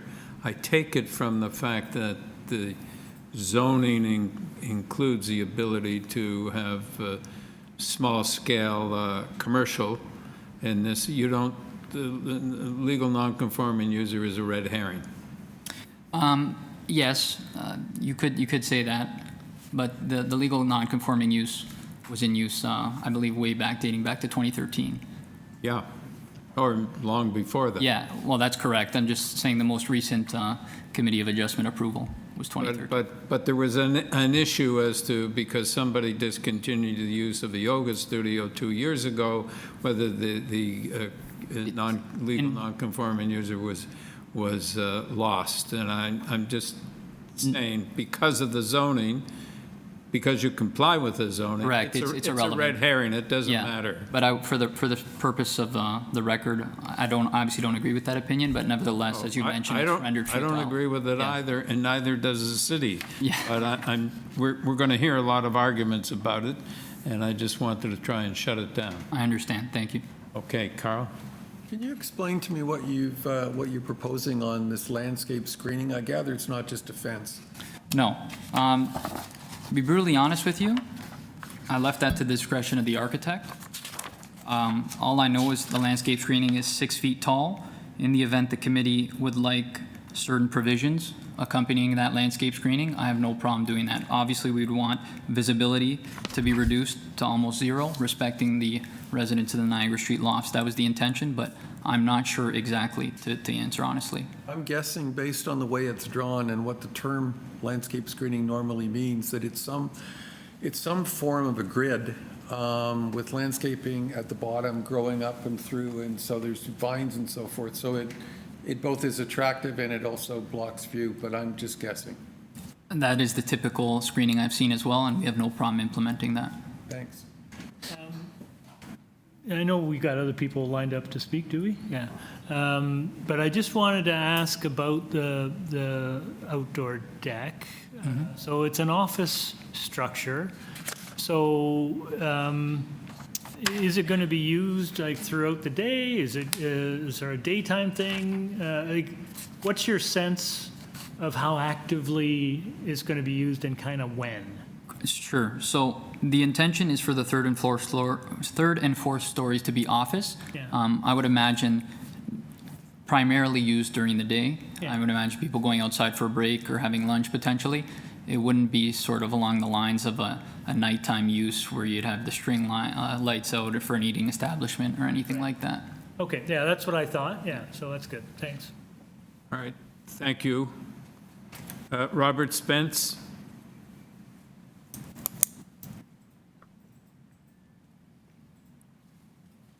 Sorry, am I being called upon? Robert Spence? Hello? Hello? Yeah, can we have your name and your address, please? Yes, my name is Robert Spence, 62 Niagara, Okay. Unit 320. All right, thank you. Can we have your comments? Yes, thank you, members of the committee, for being so patient, particularly at this late hour. The applicant is proceeding under bylaw 461-2006. I'll just refer to that as the neighborhood's designation for land use purposes. In my respectful submission, the committee should deny the application for either of the two following reasons. First, can the premises in their current form be used for offices? And in my respectful submission, the answer is no. If you look at the ancillary uses under the neighborhood's bylaw, the applicant has highlighted offices. In a city staff report presented to council in July, and this is in my attachment to my revised opposition materials. Having difficulty hearing. Yeah, sir, Mr. Spence, we're having difficulty hearing you. I don't know why. Maybe you could speak a little louder or a little closer to the mic.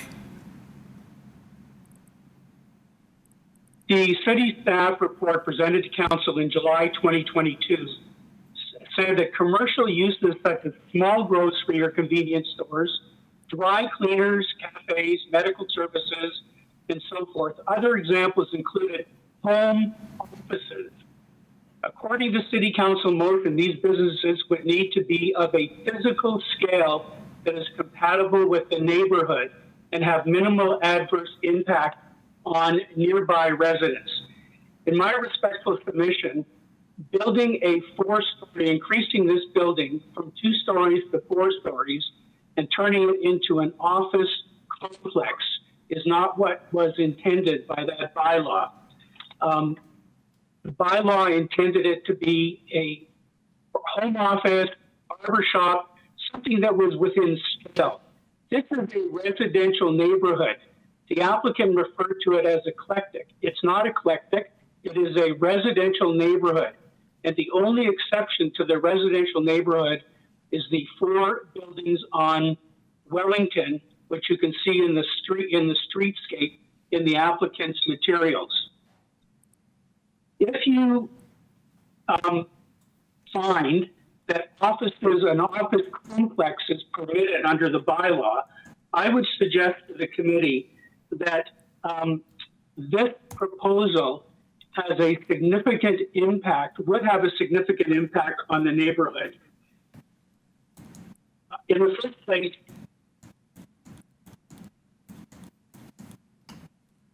there are 44 letters of objection, as I counted.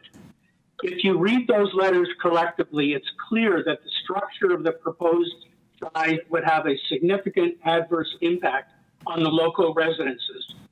First, the density of this non-residential building would increase by almost 75% from 1.47 FSI to 2.55 FSI. Second, the building height would exceed any definition of a minor variance. And I'm going to ask you to look at the applicant's figure 2, the aerial view of the 4 buildings on Wellington, which includes 577. The foreground are those buildings on Wellington. Immediately behind are the residences at 60, 62, and 64 Niagara Street.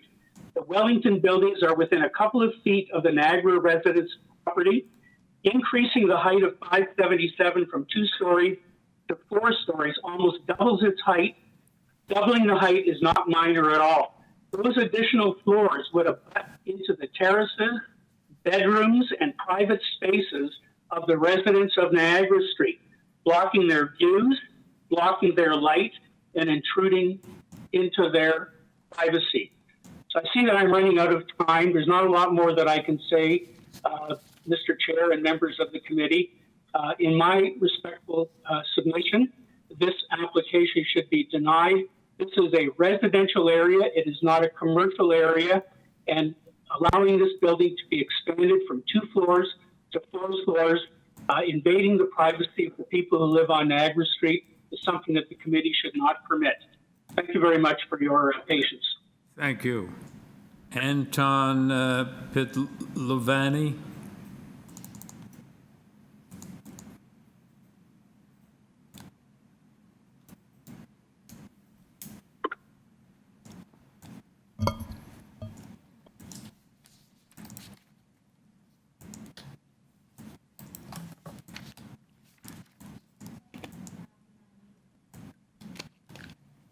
Anton, can you hear us? Anton, you have been unmuted.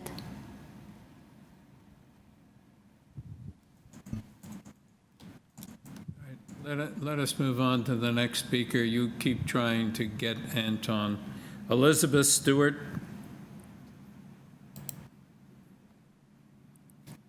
Elizabeth, can you hear us? Yes, I can, but I simply am in agreement with what Mr. Spencer said. All right, thank you very much. Grace Tayono.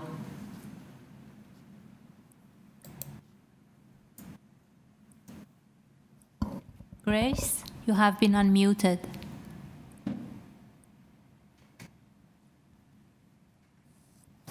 Grace, can you hear us?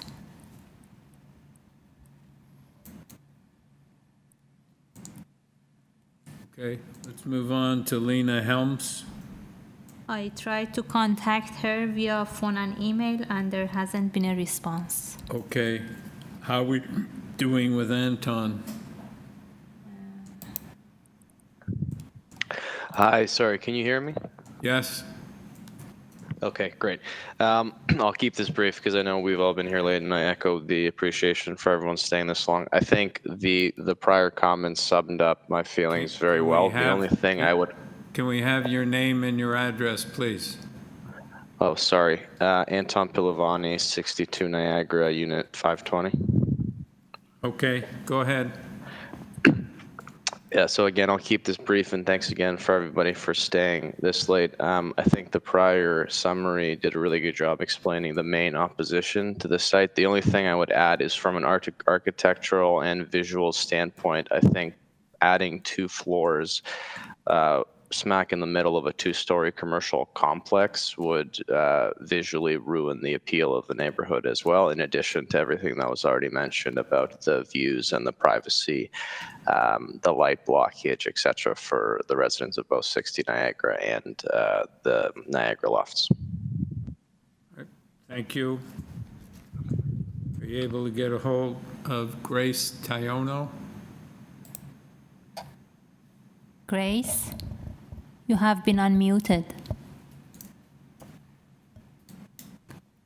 Through the chair, I think she is not on the phone.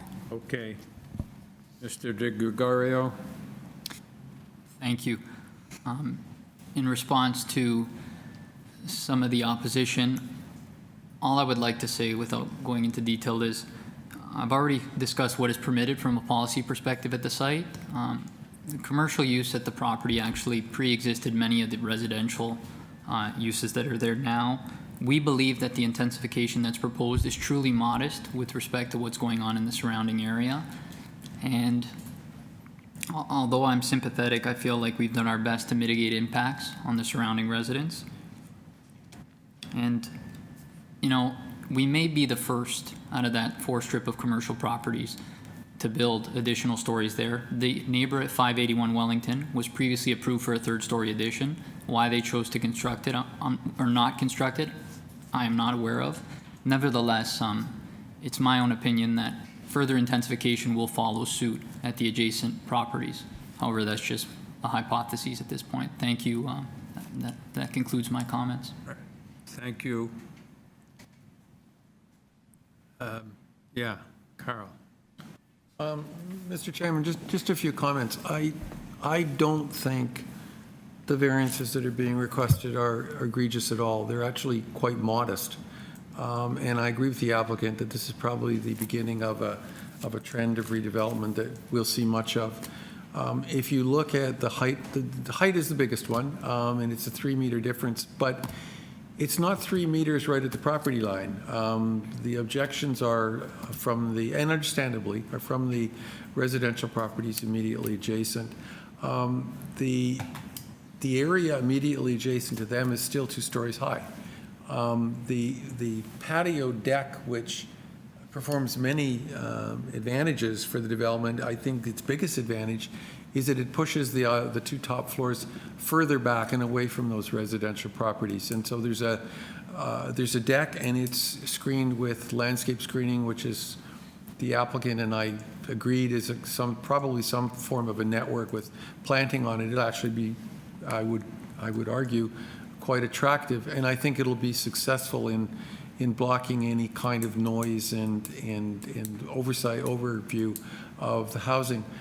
I'm very much in favor of this application. I think it's been treated in a fairly sophisticated way, and it's respecting, in my view, the context in which it finds itself, and I'm not going to have any difficulty in supporting the application. I think it's a good proposal. Yes, Larry. Yeah, I'd agree, and I'd agree with the agent. I've heard, I remember when this came forward before, there was a lot of people in the adjacent condominiums who were very concerned. And I hear a lot of arguments about mixed use and whether it should be commercial, whether it should be office, whether it should be residential, but I think that is a red herring. I think people are just concerned that it might upset some sight lines. But, I look at this in context. This is an area in transition. This is a downtown area. If you look around, in a 500-meter radius, there are multiple higher story homes, residences, and commercial structures there. So that's just the nature of living in this area. I don't think going up 2 stories is, to your point, Carl, I don't think it's egregious at all. I think the variances that are before us are really quite minor. Frankly, in this area, it's not unexpected at all that you would see proposals to add that kind of density at all. So I similarly support it. I sympathize with the folks, but I don't think, a 4-story building is really going to dramatically impact people's sight lines and their enjoyment of the view. Well, I live down the street from this development. I walk by it 3 or 4 times a week. I think they're lucky that somebody like Tridel didn't buy up these 4 commercial units and put up a 30 or 40-story apartment building. So I think this is a very good development for everybody in the area, and including the residents who live behind it and the people who are objecting to it. I think, like the last application, this is one of the good things that's going to happen. The last application, I said that the neighbor's going to be happy later on when her finds out how much her property values increase. Well, here, I'm sure these 4 units are all going to put on another story or 2 and probably fix it up, and it's going to be much nicer. Right now, everybody's got just asphalt parking area, not very attractive, but I'm sure once this one goes up, the others are all going to follow suit. And I think it's a very good thing. Good to keep the jobs in the area, too. Yeah. I need one of those. Okay, so can we have a motion, Carl? Thank you, Mr. Chairman. I'd like to move approval of the application for the very reasons that all of us have mentioned. Subject to, there's a planning condition that the proposal be constructed substantially in accordance with the site plan. I'd also like to add a condition that it be that the screening of the 3rd floor deck be undertaken in manner indicated on the elevation drawings. And I think that's important because the elevation drawings call up a height and call up the fact that the entire thing is enclosed with some form of landscape screening. So it's not just a fence. It's got planted material and fence materials together. And I think that's a sensitive way of dealing with something like this, the sort of thing you'd expect to see in Italy. So subject to those 2 conditions, I'd like to move approval of the application. All right. Larry, you second the motion. All in favor? You have approval, sir. Thank you. Thank you. We have For now waiting around completed- for so long. Yeah, you should get the prize. We now completed our entire agenda at 7:29 PM on my computer. Probably wrong. No, it's Through the right. chair, that's correct, 7:29. Okay. Let's go home. Thank you, guys. Thanks very much, everybody. Thank you, everybody.